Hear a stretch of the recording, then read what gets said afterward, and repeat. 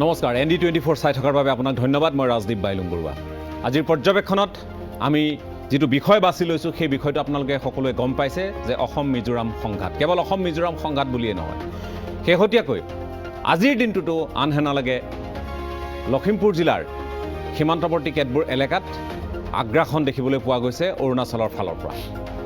নাগালেণ্ডৰ আগ্ৰাসন সন্দৰ্ভত আপোনালোক সকলোৱে অৱগত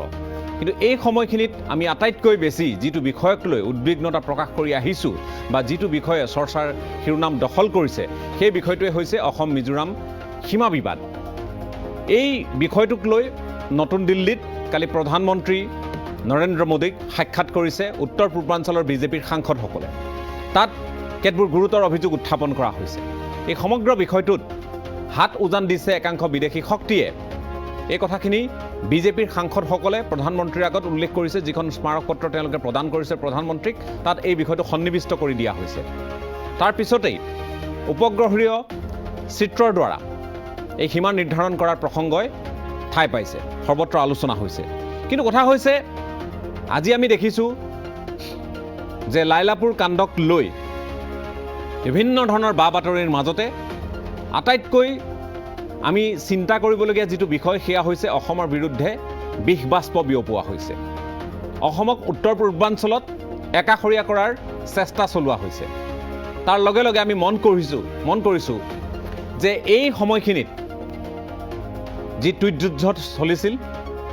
অসমৰ ফালৰ পৰাই হওক অসমৰ মুখ্যমন্ত্ৰীৰ যিখিনি কথা অৱগত কৰিছিল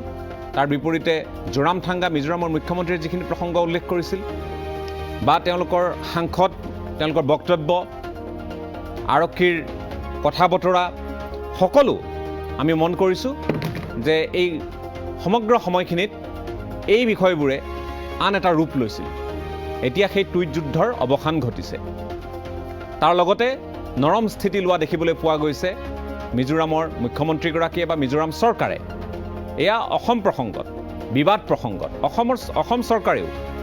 বা মিজোৰাম চৰকাৰে যেতিয়াই পদক্ষেপ ল'লে যে গোচৰসমূহ প্ৰত্যাহাৰ কৰা হ'ব পৰস্পৰৰ বিৰুদ্ধে সংঘাত কেন্দ্ৰিক কালছোৱাত যিসমূহ অভিযোগ উত্থাপন হৈছিল এজাহাৰ দাখিল হৈছিল এই সকলো এজাহাৰ উঠাই লোৱা হৈছে আপোনালোকে সকলোৱে জানে তাৰ পৰৱৰ্তী সময়ত প্ৰশ্ন উঠিছে আজি সদৌ অসম ছাত্ৰ সন্থাৰ দৰে সংগঠনে প্ৰশ্ন উত্থাপন কৰিছে যে অসমে দিল্লীৰ নয়নৰ মণি হ'বলৈ গৈ নৰম স্থিতি লৈছে মিজোৰাম বা আন ৰাজ্যসমূহে কিন্তু কেন্দ্ৰক ৰঙা চকুৱে দেখুৱাই আহিছে আইজললৈ 5 তাৰিখে অসমৰ দুগৰাকী মন্ত্ৰী যাব কালি মুখ্যমন্ত্ৰীয়ে এই কথাখিনি সদৰি কৰাৰ পিছত আজি অশোক সিংহলেও এই প্ৰসংগটো উল্লেখ কৰিছে সংবাদ মাধ্যমৰ আগত কিন্তু কথা হৈছে আমি এই কথাখিনি নকৈ নিশ্চয় থাকিব নোৱাৰো লোকচান অসমৰ হৈছে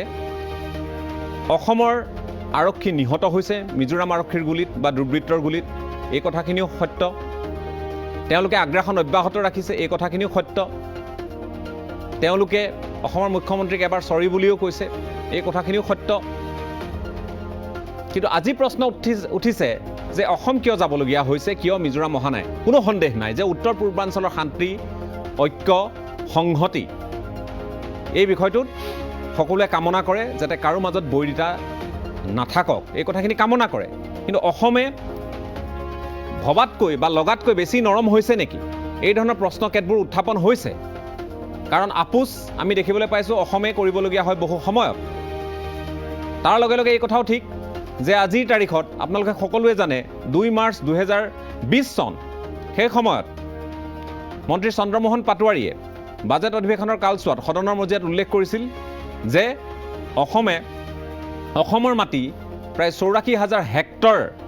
দখল কৰিছে চুবুৰীয়া ৰাজ্যই এই কথাখিনি সেই সময়ত তেখেতে উল্লেখ কৰিছিল সদনৰ মজিয়াত সিদিনা এইবাৰৰ বাজেট অধিৱেশনত উল্লেখ কৰা হ'ল যে নহয় অসমৰ মাটি প্ৰায় 70,000 হেক্টৰহে চুবুৰীয়া ৰাজ্যৰ দখল কৰিছে অৰ্থাৎ যদি সেই তথ্যখিনি সত্য হয় এই মাজৰ সময়ছোৱাত 14,000 হেক্টৰ ভূমি আমি উদ্ধাৰ কৰিছো কাৰ পৰা উদ্ধাৰ কৰিছো সঁচাই অসম তেনে ধৰণৰ এটা দিশত অগ্ৰসৰ হৈছে নে যদি হৈছে সেয়া সাধুবাদৰ পাত্ৰ অসম বা অসম চৰকাৰ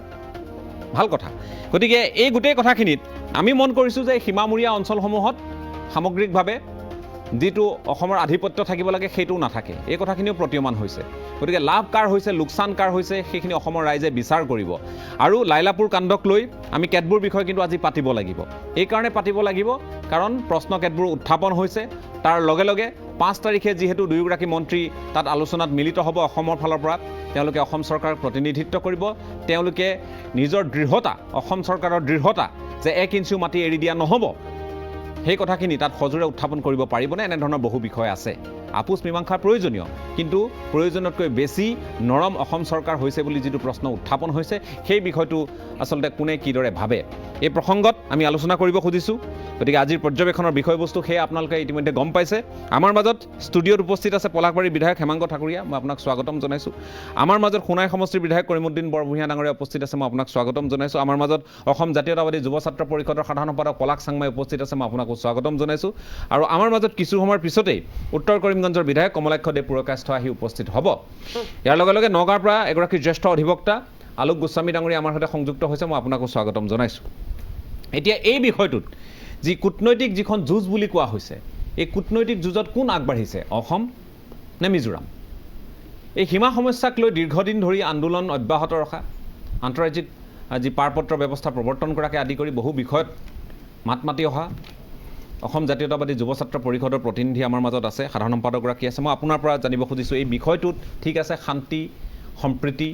ঐক্য সংহতি উত্তৰ পূৰ্বাঞ্চলত আমাৰ সকলোৰে মাজত থকাটো আমি বিচাৰোঁ আজিও সেইখিনি কথাকে আমি সাৰোগত কৰি আগবাঢ়িছোঁ যদিও এই শেহতীয়া দুয়োখন ৰাজ্যৰ যি ভূমিকা লাইলাপুৰ কাণ্ডক লৈ আপুনি কেনেধৰণে পৰ্যবেক্ষণ কৰে মই এই গোটেই সমগ্ৰ বিষয়টো এনেদৰে পৰ্যবেক্ষণ কৰোঁ ই এটা স্বাভাৱিক কথা যে দুখন ৰাজ্য অসম আৰু মিজোৰাম এই দুয়োখন ভাৰত যুক্তৰাষ্ট্ৰৰ দুখন অংগৰাজ্য আৰু এখন স্বাধীন ৰাষ্ট্ৰত ৰাজ্যসমূহৰ সীমা নিৰ্ধাৰণ কৰা থাকে সংবিধানত এই কথা স্পষ্টভাৱে উল্লেখ আছে যদিওবা মিজোৰাম ৭২ চনৰ আগলৈকে অসমৰে এখন জিলা আছিল লুচাই জিলা হিচাপে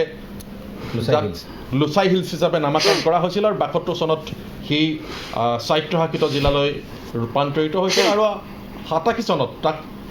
পূৰ্ণাংগ ৰাজ্যৰ মৰ্যাদা প্ৰদান কৰা হ'ল আৰু যেতিয়া পূৰ্ণাংগ ৰাজ্যৰ মৰ্যাদা প্ৰদান কৰা হ'ল নিশ্চিতভাৱে সেই সময়ত এটা সীমা নিৰ্ধাৰণ কৰা হৈছিল আৰু সেই সীমাটো যদি তেওঁলোকে মানিব নিবিচাৰে তেনেহ'লে তেওঁলোকে দেশৰ সৰ্বোচ্চ ন্যায়ালয়ৰ ওচৰলৈ যাব পাৰিলেহেঁতেন বা কেন্দ্ৰীয় চৰকাৰৰ ওচৰলৈ যাব পাৰিলেহেঁতেন বা কেন্দ্ৰত তেওঁলোকৰ প্ৰতিনিধি আছে সাংসদত তেওঁলোকে বক্তব্য ৰাখিব পাৰিলেহেঁতেন কিন্তু এই গোটেই বিষয়টো তেনেধৰণে তেওঁলোকে সমাধান নিবিচাৰি অসমক যি আক্ৰমণ কৰিলে সেই কথাটো নিশ্চিতভাৱে ইয়াৰ অন্তৰালত কি অন্তৰ্নিহিত হৈ আছে এই বিষয়বোৰ পৰ্যবেক্ষণ কৰাৰ নিশ্চয় যুক্তি আছে এতিয়া আপুনি যিটো প্ৰশ্ন মোক উত্থাপন কৰিছে আজিৰ তাৰিখলৈকে কূটনৈতিকভাৱে কোন আগবাঢ়ি আছে নিশ্চিতভাৱে আজিৰ তাৰিখলৈকে অহা কাইলৈ কি হ'ব সেইটো নাজানো আজিৰ তাৰিখলৈকে কিন্তু কূটনৈতিকভাৱে অসম চৰকাৰ পিছ পৰি আছে কেৱল আজিৰ তাৰিখতে নহয় মই দেখিছোঁ যে বিগত দিনবিলাকত যেতিয়া সাংঘাতিক যিবিলাক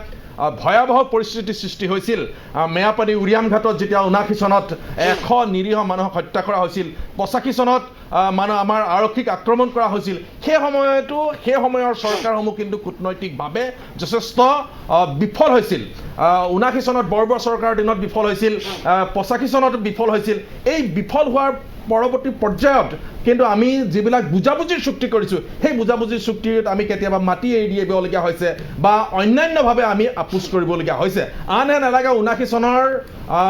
5 জুন তাৰিখে ১০০ নিৰীহ মানুহক মেৰাপানী উৰিয়াম ঘাটত হত্যা কৰা হৈছিল আৰু সেই সময়ত তাৰ পৰৱৰ্তী পৰ্যায়ত যিবিলাক বুজাবুজি চুক্তি হ'ল সেই বুজাবুজি চুক্তিত উল্লেখ কৰা হ'ল যে এই দুষ্কৃতিকাৰীক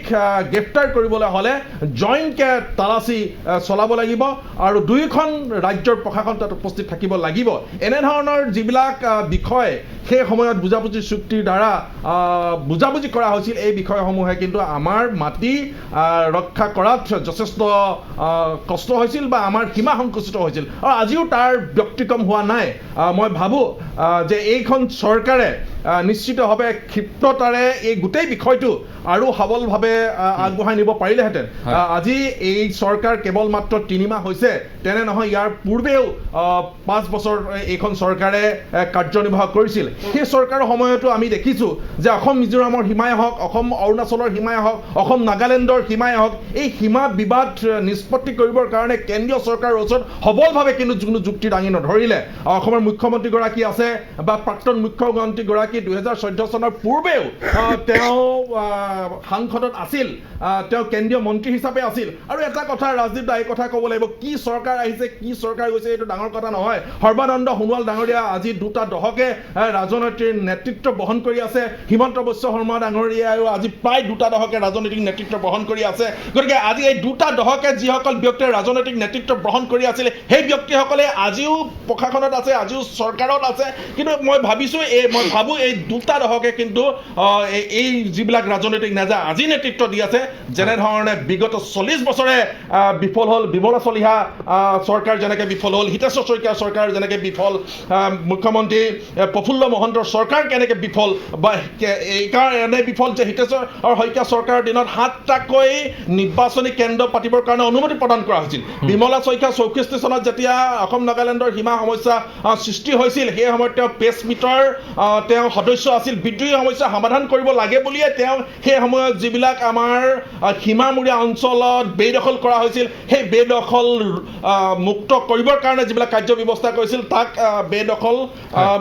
উচ্ছেদৰ পৰা বন্ধ কৰিছিল কেৱল মাত্ৰ প্ৰেছ মিটৰ সদস্য হোৱাৰ কাৰণে। বা তাৰ পৰৱৰ্তী পৰ্যায়তো হিতেশ্বৰ শইকীয়া চৰকাৰৰ দিনত তেওঁলোকক অনুমতি প্ৰদান কৰা হ'ল, বা প্ৰফুল্ল মহন্তৰ চৰকাৰৰ দিনত, বৰবৰুৱা চৰকাৰৰ দিনত মই কৈছোঁৱেই যে উৰিয়াম ঘাট বা মেৰাপানীত কেনেধৰণে আমাৰ নিৰীহ মানুহক হত্যা কৰা হ'ল, আৰক্ষীক হত্যা কৰা হ'ল। তাৰ পৰৱৰ্তী পৰ্যায়ত সেই দুষ্কৃতিকাৰীক ধৰিব নোৱাৰিলে। এটাই কথা হ'ল যে দীৰ্ঘদিন ধৰি আমাৰ চৰকাৰসমূহে দিল্লীয়ে যিবিলাক নিৰ্দেশনা দি আহিছে, সেই নিৰ্দেশনাকে মানি লৈছে। আজিও তাৰ ব্যতিক্ৰম হোৱা নাই, আজিও দিল্লীৰে নতশিৰ হৈ আছে। ঠিক আছে, লোকচান অসমৰে হৈছে। মই যিহেতু বৰাকৰ এগৰাকী প্ৰতিনিধি আমাৰ মাজত আছে আৰু তেখেত সোণাই সমষ্টিৰ বিধায়ক কৰিমুদ্দিন বৰভূঞা ডাঙৰীয়া, মই আপোনাৰ কাষলৈ আহিছোঁ। এতিয়া কি পৰ্যায়ত আছে কথাবোৰ? যদিওবা অসম চৰকাৰে অতি শেহতীয়াকৈ মিজোৰামৰ যিসমূহ নিৰ্দেশ, বিশেষকৈ মিজোৰামৰ মুখ্যমন্ত্ৰীগৰাকীৰ যিসমূহ নিৰ্দেশ, এই নিৰ্দেশৰ পিছত আমি মন কৰিছোঁ যে অসম চৰকাৰেও সকলো গোচৰ ইত্যাদি তেওঁলোকে প্ৰত্যাহাৰ কৰিছে, মিজোৰামৰ সাংসদৰ বিৰুদ্ধে হওক, মিজোৰাম আৰক্ষীৰ বিৰুদ্ধে হওক। গতিকে পৰ্যায়ক্ৰমে এইবোৰ নোহোৱা হৈছে, টুইট যুদ্ধও নোহোৱা হ'ল। কিন্তু বৰ্তমানৰ যিটো পৰিস্থিতি, সেই পৰিস্থিতিটো কেনে? তাত চাওক, ঘটনা 26 তাৰিখে যিটো ঘটনা ঘটিছে, ঘটনাটো কাংক্ষিত নাছিলে। আমাৰ কাছাৰৰ SP, কাছাৰৰ DC, IGP, DIG with limited force তাত গৈছে। আগতে কলাশিৱৰ SPৰ লগত কথা পাতি যে তাত সীমা বিবাদটো আমাৰ BOP-টো খালী কৰি দিব লাগে, এই কথাটো লৈ আগবাঢ়ি গৈ BOP-টো খালী কৰাইছে। খালী কৰি সিহঁতে 11টাত গৈছেতো, 3টা 3:30টাৰ ভিতৰত সিহঁতে BOP-টো খালী কৰি সেইখনত বহি কলাশিৱৰ SPৰ লগত আমাৰ SP আৰু DC, DIG, IGP চব আছিলে, কথা পাতি আছে। এই টাইমত লাহে লাহে লাহে লাহে মিজো পুলিচখিনি 10 মিনিটৰ ভিতৰত তাৰ পৰা লাহে লাহে পিছফালে গুচি গ'ল, গৈ পাহাৰৰ ওপৰত উঠিছে। তাৰপিছত এটা ফোন আহিছে, মিজো ভাষাই কিবা কথা পাতিছে কলাশিৱৰ SPৰ লগত। তাৰপিছত SP অলপ লাহেকৈ ৰুমৰ পৰা ওলাইছে, BOP-ৰ পৰা ওলোৱাৰ পিছত ফায়াৰিং ষ্টাৰ্ট হৈছে। কোনো এটা আজি পাকিস্তানৰ লগত, চাইনাৰ লগত, কোনোবা এটা কাণ্ট্ৰিৰ লগত যদি ইণ্ডিয়াৰ হয়, তেতিয়া কথা বতৰাৰ মাজত গোলাগুলি কেতিয়াও হোৱা নাই। This is first time. এখন একে দেশৰ একে ৰাজ্য, অংগৰাজ্য, আমি আগতে এখন ষ্টেটেই আছিলোঁ, আমি 2খন ডিষ্ট্ৰিক্টৰ নিচিনা আমি। তো এইটো একদম মানে কোনো পৰ্যায় কাংক্ষিত নাছিল। এইটো ছাডেন এটা ইনচিডেণ্ট হ'ল। আমাৰ 6জন আৰক্ষী, আমাৰ জোৱান হেৰি হ'বলৈ একদম দুখালে, আৰু তাত ইনজিয়ৰ্ড হৈছে অলমষ্ট 50+। আমিতো ৰাতি গৈছোঁ, সিদিনাই ৰাতি আমি গৈছোঁ আমাৰ লাইলাপুৰলৈকে, লোকেল পাব্লিক তাতে আছিলে, আই উইটনেছখিনি চব শুনিছোঁ। আজিলৈকে মই সেই কথাটো এইখিনি বাৰু আমি গম পাইছোঁ। এতিয়া চৰকাৰ বা 2খন চৰকাৰে যিটো মই আহি আছোঁ কথাটো হৈছে, তেতিয়া আমাৰ গভৰ্ণমেণ্টৰ ফালৰ পৰা বহুতে কুৱেশ্যনো আছে যে কিয় কৰা নাই, আমিও কৰিছোঁ, কিন্তু গ্ৰাউণ্ডত আমি গ্ৰাউণ্ড ৰিয়েলিটিটো আমি মানিব লাগিব। আজি বিৰোধী পক্ষৰ বিধায়ক হোৱাৰ কাৰণে কিবা এটা বিৰোধ কৰিব লাগে, সেইটো নকৰোঁ। আমি আমাৰ কমলাক্ষ ডাঙৰীয়া আহিছে, আমি বিৰোধী MLA খিনিও বহিছোঁ, বহিয়ে আমি কেনেকৈ আমাৰ জোৱান মৰিছে, আমাৰ আৰক্ষী বিষয়া, আমাৰ ল'ৰা মৰিছে, আমি একগোট হৈ যুঁজিব লাগে। আমাৰ গভৰ্ণমেণ্টক আমি সেইটো কৈছোঁ মুখ্যমন্ত্ৰী ডাঙৰীয়াক আমি ক্লিয়াৰলি শিলচৰত জনাই দিছোঁ সব অল পাৰ্টিৰ আমাৰ বিৰোধী পক্ষৰ সব MLA মিলি আপুনি বল্ড ষ্টেপ লওক আমি আপোনাৰ লগত আছোঁ গভৰ্ণমেণ্টৰ লগত আছোঁ এতিয়া আৰু পলিটিক্স কৰিব নালাগে আমি কমলাইকো আমি চবেই মিলি সকলোৱে মিলি এটা আপোনালোকেও পাইছে এতিয়া গভৰ্ণমেণ্টে যিটো ইণ্টাৰনেলি কি পলিচি লৈ আছে কি না কাইলৈ যাব মন্ত্ৰী আমি চাই আছোঁ এতিয়া অলপ চলপ মই এইটো ক'ব নিবিচাৰোঁ যে ডিপ্ল'মেটিকেলি পূৰা ফেইল কৰিছোঁ আমি পাছ কৰিছোঁ এইটো জোকাৰ টাইম এতিয়াও হোৱা নাই জাষ্ট ষ্টাৰ্ট হৈছে অলপ লাহে লাহে অলপ পজিটিভ লাইনত গৈ আছে এতিয়া অলপ টাইম গ'লে আমি গম পাম ৰিজাল্ট কি আহে ঠিক আছে প্ৰেক্টিকেল কথাটো হ'ল 1878ৰ পৰা টিল ডেট যিমানখিনি ইভেন 1986 লৈকে যিমান চুক্তি হৈছে এগ্ৰিমেণ্ট হৈছে মডিফিকেশ্যন হৈছে গোটেই মডিফিকেশ্যনত কিন্তু এটা বস্তু ষ্টেণ্ড থাকি গৈছে যে ৰিজাৰ্ভ ফৰেষ্ট ইনাৰ লাইনৰ মাজত যিটো ৰিজাৰ্ভ ফৰেষ্ট সেই ৰিজাৰ্ভ ফৰেষ্টটো 78ৰ BFR-ৰ পৰা লৈকে লালডেঙ্গা চুক্তিলৈকে 86ৰ ভিতৰত কিমানটা হৈছে 5টামান হেৰি হৈছে আমাৰ এমেণ্ডমেণ্ট হৈছে বেছিক যিটো আছিলে যে কাছাৰ DF-ৰ আণ্ডাৰত ইনাৰ লাইন ফৰেষ্টটো থাকিব সেইটো আজিলৈকে আছে আমি ৰাফলি আইডিয়া কৰিছোঁ যিখিনি আমি নিজে মানে অবজাৰ্ভ কৰা আমাৰ অসমলৈ ক'ব পাৰিব আমি ক'ব পাৰিম 160 কিলোমিটাৰ যিটো আমাৰ বৰ্ডাৰ লাইন আছে অসমৰ লগত মিজোৰামৰ কাছাৰ হওক হাইলাকান্দিৰ পাৰ্ট হওক কৰিমগঞ্জৰ পাৰ্ট হওক মিলি তাত কিন্তু ৰাফলি আপুনি ক'ব পাৰে 6ৰ পৰা 6.5 কিলোমিটাৰলৈকে আগুৱাই গৈছে ঠিক আছে মোৰ কুৱেশ্যন নহয় ৰাইজৰ কুৱেশ্যন এইটো কিদৰে সম্ভৱ হৈছে এইটো কিদৰে সম্ভৱ হৈছে এতিয়া গভৰ্ণমেণ্টে ৰিয়েকশ্যন দিছে বা গভৰ্ণমেণ্টে মানুহ পঠাইছে পুলিচ পঠাইছে কাৰণে কথাটো পোহৰলৈ আহিছে নহ'লেতো এইটো মনে মনে আমাৰ ৰিজাৰ্ভ ফৰেষ্টখিনি সিহঁতে লাহে লাহে আগবাঢ়ি আছে কথাখিনি এনেধৰণৰ যে আমি যোৱা বছৰ প্ৰায় অক্টোবৰ মাহমানৰ পৰাই এটা সাংঘাতিক ধৰণৰ কুচকাৱাজ চলি আছিল চৰকাৰ যাৰেই নাথাকক চৰকাৰ হ'ল অভিভাৱক চৰকাৰখন কংগ্ৰেছৰ হওক চৰকাৰখন বিজেপিৰ হওক মিত্ৰজোঁটৰ হওক ধৰি লওক অগপৰ হওক এই কথাবোৰ নাহে ইয়াত এই কথাবোৰ আহিব যে চৰকাৰ এখন থকা অৱস্থাত এইবোৰ ঘটনা কিদৰে সম্ভৱ হ'ল সেইটো ডাঙৰ প্ৰশ্ন তাৰ লগতে আমি তেওঁলোকৰ যে এই অস্ত্ৰ যি ধৰণে তেওঁলোকে মজুত কৰি ৰাখিছে মাৰণাস্ত্ৰ মজুত কৰা হ'ল আজি বহু কথা ড্ৰাগছৰ পৰা প্ৰসংগ আদি কৰি এইবোৰ কথা আলোচনাত ওলাব নে নোলায় আমি নাজানো কিন্তু কথা হ'ল এই ধৰণৰ বিষয়বস্তুসমূহো আছে ইয়াত নিহিত হৈ এই মুহূৰ্তত অশোক সিংহল ডাঙৰীয়াৰ তেখেতে যে যাব তেওঁ বা লগতে অতুল বৰা ডাঙৰীয়া যে যাব তেখেতে এটা প্ৰতিক্ৰিয়া দিছিল আমাৰ সাংবাদিকৰ আগত কি কৈছিল প্ৰথমে শুনি লওঁ তেতিয়া কথাখিনি আঁত ধৰিবলৈ অকণমান সহজ হ'ব মুখ্যমন্ত্ৰীৰ নিৰ্দেশত অতুল বৰা ডাঙৰীয়া আৰু মই আইজললৈ যাম আৰু তাত আলোচনা হ'ব যে কেনেকৈ সমস্যাটো সমাধান কৰা যায় কি পন্থা অৱলম্বন কৰিলে ভাল হ'ব কিয় দুটা নেইবাৰিং ষ্টেটৰ মাজত যিটো পৰিৱেশ নিৰ্মাণ হৈছে এইটো কোনো নিবিচাৰে আৰু আমাৰ মাননীয় মুখ্যমন্ত্ৰীৰ অন্তৰটো বহুত বহল যে উত্তৰ পূৰ্বাঞ্চলক লগত লৈ তেখেতে উন্নয়নৰ কথা চিন্তা কৰে অকল কাকো বাদ দি তেখেতে চিন্তা কৰা নাই আৰু ভাৰতৰ মহান প্ৰধানমন্ত্ৰীও এই কথাখিনিহে কৈ আছে চ' তেখেতৰ সপোনটো বাস্তৱ কৰিবৰ কাৰণে আমাৰ মুখ্যমন্ত্ৰী যিটো ইনিচিয়েটিভ লৈছে এই ইনিচিয়েটিভৰ অংশ হিচাপে আমি আইজললৈ গৈ আছোঁ পৰহি আগবেলাই যাম 5 তাৰিখে যাব এই কথাখিনি আমি কৈ আহিছোঁ পূৰ্বৰ পৰা মই শাসকীয় পক্ষৰ বিধায়কগৰাকী আছে কিন্তু তেখেতৰ কাষলৈ যোৱাৰ পূৰ্বে মই কমলাক্ষ দেৱপুৰকাষ্ট আমাৰ মাজত আহি যিহেতু উপস্থিত হৈছে মই স্বাগতম জনাইছোঁ কমলাক্ষ মই আপোনাৰ পৰা জানিব খুজিছোঁ আপুনিয়ে নহয় আছুৰ প্ৰতিনিধিসকলেও সীমালৈ যাব খুজিছিল যাবলৈ দিয়া হোৱা নাই আপোনালোকৰ কংগ্ৰেছৰ প্ৰতিনিধিসকলক যাবলৈ দিয়া নহ'ল যে কি নহওক সেইটো এটা পৰিস্থিতিগত কাৰণত হ'ব পাৰে এতিয়া কথা হ'ল যে এতিয়া এই যিবোৰ কথা বতৰা চলি আছে চৰকাৰৰ ফালৰ পৰা অসম চৰকাৰৰ ফালৰ পৰা এই ক্ষেত্ৰত বিগ ব্ৰাদাৰৰ এটা জ্যেষ্ঠ ভাতৃৰ এটা ভূমিকা পালন কৰাৰ অৰ্থে সেই মানসেৰে আগবাঢ়িছে বুলি বিভিন্নজনে কৈছে চৰকাৰৰ ফালৰ পৰা সেইখিনি কথাই কোৱা হৈছে অশোক সিংহালেও সেই কথাই মই ভাবোঁ সেই ইংগিতেই দিলে গতিকে 5 তাৰিখে তেওঁলোক যাব আলোচনাত বহিব এই কথাখিনি কেনেধৰণৰ হৈছে বুলি ভাবে আপুনি অসম চৰকাৰৰ ফালৰ পৰা লোৱা এই পদক্ষেপসমূহ কিমান ইয়াৰ এই মুহূৰ্তত গ্ৰহণযোগ্যতা আছে বা কিমান তাৎপৰ্য বহন কৰিছে চাওক ৰাজদীপ কথাটো হৈছে এনেকুৱা যে আজিৰ দিনত এনেকুৱা পৰিৱেশটো সৃষ্টি কিয় হ'ল ফাৰ্ষ্ট মোৰ কুৱেশ্যনটো হৈছে তাৰমানে আপুনি যদি চাই যদি আপুনি যিটো ক'লে এতিয়া যে 2020 নৱেম্বৰৰ পৰা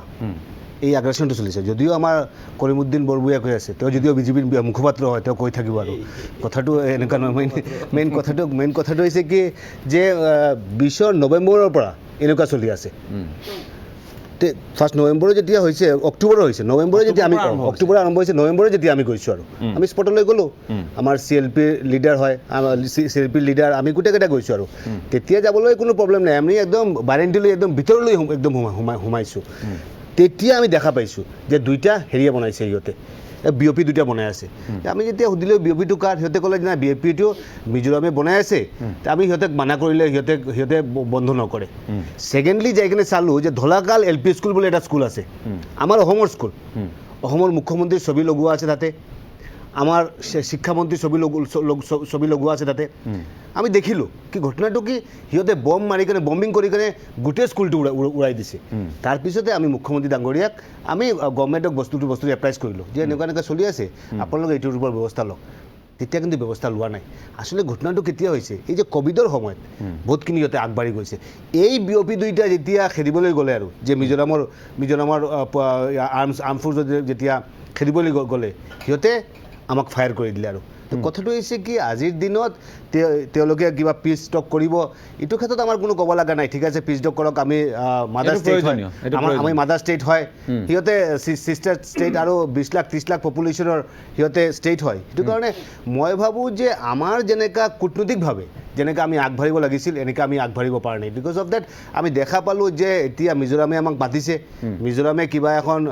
ষ্টেটমেণ্ট এটা দিলে যে আমাৰ মুখ্যমন্ত্ৰী আমাৰ ব্ৰাদাৰ হয় সেইটো লৈ আমাৰ টিভিত বজাই আছে কিন্তু আমি যে পিছ পৰি আছোঁ আমাৰ ল'ৰা যে 6টামান ল'ৰা মৰিলে আমাৰ যে অসম আৰক্ষীৰ যে এনেকুৱা অৱস্থা হ'ল যে আমাৰ বৰ্তমানে যিটো পজিশ্যন হ'ল এইটো ক্ষেত্ৰত আমি নামানো আমাৰ তেওঁলোকে কৈ থাকিব যে 86ৰ পৰা চলি আছে 33ৰ পৰা চলি আছে হয় বহুত আগৰ পৰা চলি আছে মই এইটো অস্বীকাৰ নকৰোঁ কিন্তু আজিৰ দিনত যিটো হৈ আছে আপুনি চুটাবুৰিবন যদি যায় আমি যোৱাকালি গৈ আছোঁ আৰু 3টা গড় সিহঁতে দখল কৰি দিলে আমি গ'লোঁ মেদলিচৰা গ'লোঁ সিহঁতে যাব দিয়া নাই মোক মেদলিচৰা আগতে আমি য'ত গৈছিলোঁ আৰু য'ত ব্ৰিজ এটা আছে যদিও এইটো আমাৰ সীমা নহয় এইটো কনষ্টিটিউশ্যনেল বাউণ্ডাৰী বা আমি হিষ্টৰিকেল বাউণ্ডাৰী সেইবিলাক কথা ক'বলৈ আমি জানো কিন্তু এইখিনি অঞ্চলত আমি গৈছিলোঁ একপিনে আমাৰ যিটো নদী আছে নদীৰ একপিনে মিজোৰাম আৰেকপিনে অসম যদিও আমাৰ নদীৰ সিপিনে আমি আৰু এটা ব্ৰিজ আছে আমি পাওঁ আমি অসমৰ বহুতখিনি মাটি ইয়াতে আছে কিন্তু আজিৰ দিনত যেতিয়া আমি মেদলিচৰা গ'লোঁ 8 কিলোমিটাৰ আগতে আমাক ৰখাই দিলে ক'লে চিকিউৰিটি মেজাৰ্ছৰ কাৰণে যদি মোক ৰখোৱা হয় যদি তাতে আগতে প্ৰায় 3 কিলোমিটাৰ 4 কিলোমিটাৰ আগতে আমাৰ অসমৰ ৰাইজ আছে সেইটো কাৰণে মই ভাবোঁ ক'ৰবাত বা আমি পিছ পৰি আছোঁ আৰু সিহঁতে কিবা এটা ঘটনা এটা কৰি কিনে আমাৰ আৰক্ষীক মাৰি কিনে সিহঁতে চেলিব্ৰেট লাইক এনিথিং চেলিব্ৰেট কৰি আছে কিন্তু আমাৰ অসম আৰক্ষী আমি ক'ব বিচৰা নাই যে যুদ্ধ কৰিব লাগে আমি ক'ব বিচৰা নাই যে আমি ওলোটাই গুলিয়াই মাৰিব লাগে সেই কথাটো অসমে কোৱা নাই কথাটো হৈছে কি আমি যেনেকৈ আগবাঢ়িব লাগিছিল আমাৰ অসম গভৰ্ণমেণ্ট আমি কেন্দ্ৰীয় চৰকাৰৰ লগত যেনেকৈ কথা পাতি কেনে যেনেকৈ আগবাঢ়িব লাগিছিল আমি এনেকৈ আগবাঢ়িব পৰা নাই মোৰ মতামত এইটো ঠিক আছে মই সদৌ অসম ছাত্ৰ সন্থাৰ সাধাৰণ সম্পাদক শংকৰজ্যোতি বৰুৱাৰ এটা সাক্ষাৎকাৰ আমাৰ যিহেতু সম্প্ৰচাৰিত হৈছিল মই এবাৰ দেখুৱাই ল'ব খুজিছোঁ কি কয় সদৌ অসম ছাত্ৰ সন্থাই আমাৰ অসমৰ যিসকল আমি মন্ত্ৰী আমোলা মুখ্যমন্ত্ৰীকে দেখিছোঁ তেখেতসকলে দিল্লীৰ নয়নৰ মণি হ'বলৈ গৈ যিবিলাক প্ৰাপ্য সেই প্ৰাপ্যবিলাক আমি পোৱা নাই কিন্তু অন্যান্য চুবুৰীয়া ৰাজ্যবিলাকে দিল্লীক ৰঙা চকু দেখুৱাই সেই প্ৰাপ্য আদায় কৰিছে গতিকে দিল্লীক যদি নয়নৰ মণি হৈ এই প্ৰাপ্য আদায় কৰা নাই ৰঙা চকু দেখুৱাই হ'লেও সেই প্ৰাপ্য আদায় কৰি আনিবৰ কাৰণে আমি অসম চৰকাৰক আহ্বান জনাইছোঁ আৰু মূলত কথা হৈছে যে মিজোৰাম আৰু অসমৰ যি সীমা বিবাদ হৈছিল সেই সীমা বিবাদৰ ফলত 6জন আৰক্ষী বিষয়াই প্ৰাণ দিছে প্ৰায় 60জনমান আৰক্ষী বিষয়াই আঘাতপ্ৰাপ্ত হৈছে গতিকে মিজোৰাম আৰু অসমৰ মাজত শান্তি চুক্তি হৈছে বুজাবুজি হৈছে সেই কথা বতৰাবিলাক সুকীয়া সেইবিলাক হ'বই লাগিব শান্তি সম্প্ৰীতি বিৰাজমান হ'বই লাগিব কিন্তু এই 6গৰাকী যে আৰক্ষী বিষয়াক হত্যা কৰা হ'ল তাৰ দায়িত্ব কোনে ল'ব তাৰ ন্যায় হ'বনে বিচাৰ হ'বনে সেই কথা বতৰাবিলাক কিন্তু ডাঙৰ এটা প্ৰশ্ন উত্থাপন হৈছে সদৌ অসম ছাত্ৰ সন্থাৰ ফালৰ পৰা কোনো সন্দেহ নাই আমি বাৰম্বাৰ কৈছোঁ আমি শান্তি ঐক্য সংহতিৰ আমি বিৰোধী নহয় সিদিনা এই ষ্টুডিঅ'ৰ মজিয়াৰ পৰাই আমি মিজোৰামলৈ অসমৰ ফালৰ পৰা যিটো বাৰ্তা দিব লাগে দিয়া হৈছে এই কথাখিনি মিজোৰামৰ এগৰাকী জ্যেষ্ঠ সাংবাদিকৰ সন্মুখত এই কথাখিনি কোৱা হৈছে আৰু তেখেতলোকে এই কথাবোৰ মিজোৰাম চৰকাৰৰ দৃষ্টিগোচৰ কৰিছে যে অসম কেতিয়াও তেওঁলোকৰ শত্ৰু নহয় কিন্তু তেওঁলোকে শত্ৰুৰ দৰে আচৰণ কৰি কেৱল অসমৰ বিৰুদ্ধাচৰণ কৰাই নহয় তেওঁলোকে অসমক চুবুৰীয়া ৰাজ্যকেইখনতো একাংশ মিজো ৰাজনীতিক একাংশ মিজো লোক একাংশ মিজো সংগঠনে তেওঁলোকে কিন্তু এলাগী কৰাৰ ষড়যন্ত্ৰত লিপ্ত হৈছে গতিকে এই কথাবোৰো আলোচনাৰ মাজলৈ নিশ্চয় আহিব লাগিব শাসকীয় দলৰ প্ৰতিনিধি আছে হেমাংগ ঠাকুৰী আমাৰ মাজত আছে মই আপোনাৰ কাষলৈ আহিছোঁ এই গোটেই বিষয়বোৰ চৰকাৰে হওক বা দলে হওক কেনেধৰণে চিন্তা চৰ্চা কৰিছে চাওক, এইটো এটা স্পৰ্শকাতৰ বিষয় আৰু এই বিষয়টো পজিটিভ দিশত আলোচনা হোৱাটো দৰকাৰ, যিহেতু এটা স্পৰ্শৰ ভিতৰত অহাকালি এটা আলোচনা হ'ব গৈ আছে। আৰু ইতিমধ্যে আমাৰ কমলাক্ষ দেৱপ্ৰকাশে আমাৰ UDFৰ বিধায়কক আমাৰ BJPৰ মুখপাত্ৰ বুলি ক'লে, কিন্তু কথা হ'ল কি তেওঁলোক নিজে সেই এৰিয়াটো যিহেতু মিজোৰাম বৰ্ডাৰ কৰিমগঞ্জ, হাইলাকান্দি আৰু কাছাৰ ডিষ্ট্ৰিক্ট, এই 3টা ডিষ্ট্ৰিক্ট বৰ্ডাৰ হিচাপে আছে আৰু তেওঁলোক তাৰে বিধায়ক হয় আৰু নিশ্চয়কৈ তেওঁলোকে বিশেষকৈ ইয়াতে অতি দায়িত্ব সহকাৰে তেওঁলোকে এই বিষয়টো আলোচনা কৰিব লাগে, কিয়নো তেওঁলোকৰে নেইবাৰিং ষ্টেট হয় চাবলৈ গ'লে সেইটো এৰিয়াৰ। বিশেষকৈ ইয়াতে কোন হাৰিছে কোন পৰাজয় হৈছে এইটো ডিছকাশ্যনৰ ইছ্যু নহয়। আমি ভাৰতীয় জনতা পাৰ্টীয়ে মই BJPৰ যদিও বিধায়ক হিচাপে আছোঁ, মোৰ মুখপাত্ৰ হয়, ভাৰতীয় জনতা পাৰ্টীয়ে এটা পাৰ্মানেণ্ট সমাধান বিচাৰিছোঁ আৰু আমাৰ বিশ্বাস আছে যে ডক্টৰ হিমন্ত বিশ্ব শৰ্মা ডাঙৰীয়াৰ যি কাৰ্যকাল, এই কাৰ্যকালৰ সময়তে নিশ্চয়কৈ যি সীমা বিবাদ সেই পাৰ্মানেণ্ট এটা চলিউশ্যন হ'ব। আৰু ইতিমধ্যে অনুজ্ঞা দিব বিচাৰিছোঁ, যিহেতু কমলাক্ষ দেৱপ্ৰকাশে কথা এটা তেওঁ ইয়াত উল্লেখ কৰিছে। আজি চাওক, আমাৰ 2016 চনত আমাৰ চৰকাৰ আছিলে, কিন্তু কথা হ'ল কি যেতিয়া আমি মিজোৰামখন অসমৰ পৰা যেতিয়া ছেপাৰেট কৰা হৈছিলে, যেতিয়া তেওঁলোকক ছেপাৰেট ষ্টেট দিয়া হৈছিলে, তেতিয়া কিন্তু আমাৰ BJP চৰকাৰ নাছিলে। তেতিয়া কেন্দ্ৰত আৰু অসমত কাৰ চৰকাৰ আছে আপোনালোকে জানে। সেই সময়ৰ পৰা কিন্তু আজি ক্ৰমাগতভাৱে যদি আপোনালোকৰ বহুকেইখন চৰকাৰ আহি গ'ল, সেই চৰকাৰৰ সময়তে যদি ষ্টেপ বাই ষ্টেপ যদি তাৰ সমাধান সূত্ৰ ওলোৱাৰ ব্যৱস্থা কৰিলেহেঁতেন, নিশ্চয়কৈ আজি এই পৰ্যায়টো নাহিলেহেঁতেন। আৰু ডক্টৰ হিমন্ত বিশ্ব শৰ্মা ডাঙৰীয়া অতি দায়িত্ব সহকাৰে তেওঁ যিহেতু এজন অকল অসমৰ মুখ্যমন্ত্ৰী নহয়, তেওঁ নেডাৰৰ আহ্বায়ক, সেই সূত্ৰে আৰু তেওঁ ডিপ্ল'মেটিকেলি গোটেইখিনি কাম পাৰ্মানেণ্ট চলিউশ্যন এটা তেওঁ কৰিব বিচাৰিছে। আৰু ইতিমধ্যে জানে যে বৰ্তমান আপোনালোকৰ নিজৰ মিডিয়াতে দেখিছোঁ যে মিজোৰামত এতিয়া কিন্তু বহু ব্লকেজ আছে। সেই ব্লকেজটো কিন্তু মিজোৰামে তাৰ তেওঁলোকৰ যি সামগ্ৰী কিছুমান আৱশ্যকীয় সামগ্ৰী এইটো বেলেগ বেলেগ অন্য ৰুটেৰে আনিব লগা হৈছে বা অন্য এয়াৰ ড্ৰপিং কৰিব লগা হৈছে। চ' এটা নিশ্চয়কৈ তেওঁলোকৰ এটা সেনেকুৱা ধৰণৰ এটা ব্যৱস্থা তেওঁলোকৰ হৈছে আৰু যাৰ ফলত নেকি আপোনালোকে নিজে গম পায়, ইতিমধ্যে তেওঁলোকে নিজে আগভাগ লৈ পেলাই তেওঁলোকে FIR উঠোৱাৰ পৰা আদি কৰি আৰু তেওঁলোকে নিমন্ত্ৰণ দিছে আমাৰ মন্ত্ৰীদ্বয়ক, অহাকালি যিটো মন্ত্ৰীদ্বয় যাব, অশোক সিংঘাল ডাঙৰীয়া আৰু অতুল বৰা ডাঙৰীয়া। চ' এই ইছ্যুবিলাকে আমি পজিটিভ দিশত ডিছকাছ কৰি যে এটা সমাধান সূত্ৰ ওলাব লাগে, যিহেতু বৰ্ডাৰ এইটো প্ৰায় 164 কিলোমিটাৰৰ অধিক কিলোমিটাৰ আছে। চ' এই বৰ্ডাৰটো যাতে পাৰ্মানেণ্টলি তাত এটা চলিউশ্যন হয় আৰু পাৰ্মানেণ্ট ডিমাৰ্কেশ্যনৰ কিছু ব্যৱস্থা হয়। আৰু কেন্দ্ৰীয় গৃহমন্ত্ৰী অমিত শ্বাহ ডাঙৰীয়াও যথেষ্ট গুৰুত্ব সহকাৰে এই বিষয়টো আৰু আপোনালোকে জ্ঞাত যে মিজোৰামৰ মুখ্যমন্ত্ৰী স্বয়ং কিন্তু আমাৰ অসমৰ মুখ্যমন্ত্ৰী ডাঙৰীয়াক নিজে তেওঁ কিন্তু ফোন কৰি এই কথাবিলাক আলোচনা তেওঁ নিজৰ ফালৰ পৰা কৰি আছে। দুইজনে আলোচনা কৰিছে, কোন আগুৱাই গৈছে পিছুৱাই গৈছে সেইটো আমাৰ এই প্ৰশ্নসমূহ নহয়, আমিও উত্থাপন কৰা নাই। আজি দল সংগঠনসমূহৰ ফালৰ পৰা আহিছে এনেধৰণৰ প্ৰশ্ন আহিছে যে আমি কৈছোঁ যে আমি কি বিচাৰিছোঁ, আমি এটা দায়বদ্ধ সংবাদ মাধ্যম হিচাপে আমি সকলোৱে বিচাৰোঁ যে উত্তৰ পূৰ্বৰ ঐক্য, সংহতি, শান্তি আমি বিচাৰোঁ। বাৰম্বাৰ এই শব্দখিনিৰ ওপৰত আমি জোৰ দি আছোঁ। সৌখিনা মিজোৰামৰ প্ৰতিনিধিকো আমি ৰাখি আলোচনা অনুষ্ঠিত কৰিছোঁ। গতিকে এই কথাবোৰ আমি পাতিছোঁ, ৰাজনৈতিকভাৱেও আলোচনা হৈছে, তাত কোনো সন্দেহ নাই। কিন্তু কথা হ'ল যে আমি সাংবিধানিকভাৱে আমি কিমান দূৰ সুৰক্ষিত, আমি সাংবিধানিকভাৱে কিমান দূৰ আগুৱাই আছোঁ, এই কথাখিনি আমাৰ জনাৰ কিন্তু প্ৰয়োজন আছে। আমি আজিৰ তাৰিখত কৈ আছোঁ ইমান হেক্টৰ মাটি অমুকৰ দখলত আছে, ইমান হেক্টৰ মাটি তমুকৰ দখলত আছে, এই ধৰণৰ কথা বতৰাবোৰ কৈ আছোঁ। দখলত আছে, কিন্তু সীমা বিবাদ বুলি শব্দটো অসমৰ ক্ষেত্ৰত দৰাচলতে সীমা বিবাদ শব্দটো প্ৰযোজ্য হয়নে, নে আমাৰ মাটিহে আগ্ৰাসন কৰিছে, আমি কোনো বিবাদ কৰা নাই, এনেধৰণৰ কথা বতৰাবোৰ কেতবোৰ আছে, শব্দৰ ইয়াত জাল সৃষ্টি কৰা হৈছে। মই ইয়াতে জাষ্ট পইণ্ট এটা ৰৈ গৈছে, যিটো সীমা বিবাদৰ কথা হৈছে আৰু যি আগ্ৰাসনৰ কথা হৈছে মিজোৰামৰ ফালৰ পৰা, সেই আগ্ৰাসনটো গম পাইহে সেইদিনাখনৰ SP আৰু DCয়ে হওক সেই ঠাইলৈ এটা পাৰ্মানেণ্ট চলিউশ্যনৰ কাৰণে গৈছে, যিটো নেকি এটা আমাৰ চৰকাৰীভাৱে সেই ব্যৱস্থাটো লৈছে, সেই ব্যৱস্থাটো লৈছে। আৰু তাৎক্ষণিকভাৱে তেওঁলোকে যিটো আমাৰ কৰিমুদ্দিন বৰবুঢ়া ডাঙৰীয়া, তেওঁ নিজে সেই অঞ্চলৰে বিধায়ক, তেওঁক উল্লেখ কৰিছে ইতিমধ্যে যে তাৎক্ষণিকভাৱে তেওঁলোকে আলোচনাৰ সময়তে তেওঁলোকে অতৰ্কিতে গুলী আক্ৰমণ কৰিছে সেই কথাটোতো নিশ্চয়কৈ যিহেতু আমাৰ নিজৰ ৰাজ্য হয় নিজৰ দুখন চুবুৰীয়া ৰাজ্য তাত আমাৰতো আমাৰ পুলিচ বিলাকেতো যুদ্ধ কৰিব যোৱা নাই সংবাদ মাধ্যমত এই বিষয়বোৰে ঠাই পাইছে নিশ্চয়কৈ আৰু যিহেতু এটা ইণ্টাৰনেশ্যনেল ইছ্যু নহয় ইণ্টাৰনেশ্যনেল ইছ্যু হ'লে বেলেগ কথা আছে এখন নেইবাৰিং ষ্টেটৰ লগত কোনো এখন পুলিচ বিষয়া বা পুলিচ আৰক্ষী বিষয়া হওক বা যি আমাৰ প্ৰতিনিধি গৈছে তেওঁলোকে কেতিয়াও তেওঁলোকক গুলিয়াম বুলিতো যোৱা নাই অতৰ্কিতে তেওঁলোকৰ ফালৰ পৰা তেওঁলোকৰ ফালৰ ফল্ট হৈছে তেওঁলোকে গুলিয়াইছে কথা আছিলে আমাৰ যেতিয়া বিধানসভাৰ প্ৰতিনিধি দলটো আমি গৈছিলো আমাৰ বড়ুৱাই ডাঙৰীয়া আছিলে তাতে আছিলে আমি যেতিয়া আমাৰ অনুৰাগ আগৰৱাল আছিলে তেওঁ যদি ব্ৰিফ কৰিলে বস্তুটো ব্ৰিফ কৰিলে আমাৰ স্পীকাৰৰ সন্মুখত তেওঁ ক'লে যে এই যে দুইটা কেম্প বনোৱা আছে এতিয়া মানে আছে তাতে নিউট্ৰেল ফ'ৰ্চ ৰখা হৈছে নিউট্ৰেল ফ'ৰ্চ মানে কেন্দ্ৰীয় পুলিচ ৰখা হৈছে তাতে ৰখা হৈছে এই হেৰিয়া দুইটাত যিকেইটা BOP বনাইছে সেইকেইটাত আকৌ মিজোৰামে সিহঁতৰ আৰ্ম ফ'ৰ্চ এতিয়াও ৰাখি দিছে সিহঁতে নাযায় যদি কি কৈ থাকে কাৰণে কৈছোঁ তেওঁলোকে ৰঙা চকু দেখুৱাইছে মই এইটো কোৱা নাই যে তেওঁলোকে আমি এই শান্তি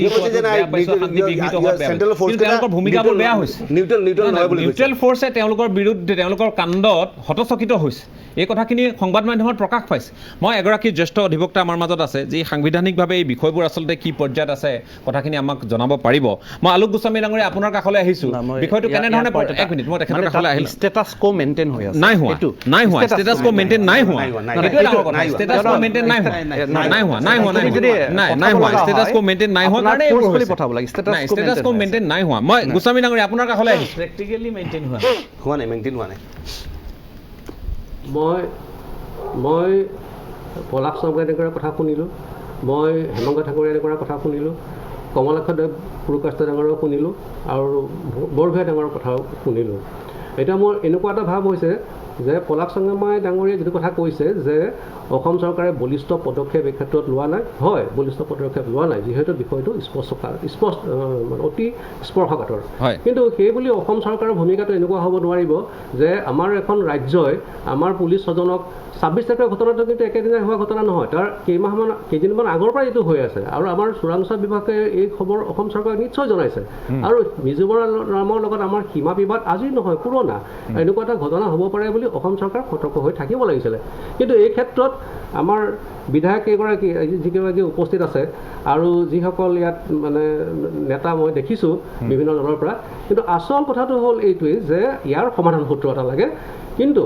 মই হেমন্ত ঠাকুৰৰ লগত এটা কথাত মই একমত নহ'লোঁ যে তেখেতে কৈছে যে এটা পাৰ্মানেণ্ট স্থায়ী সমাধান লাগে স্থায়ী সমাধান কিহৰ লাগে স্থায়ী সমাধান হ'বলৈ কাৰণে আমাৰ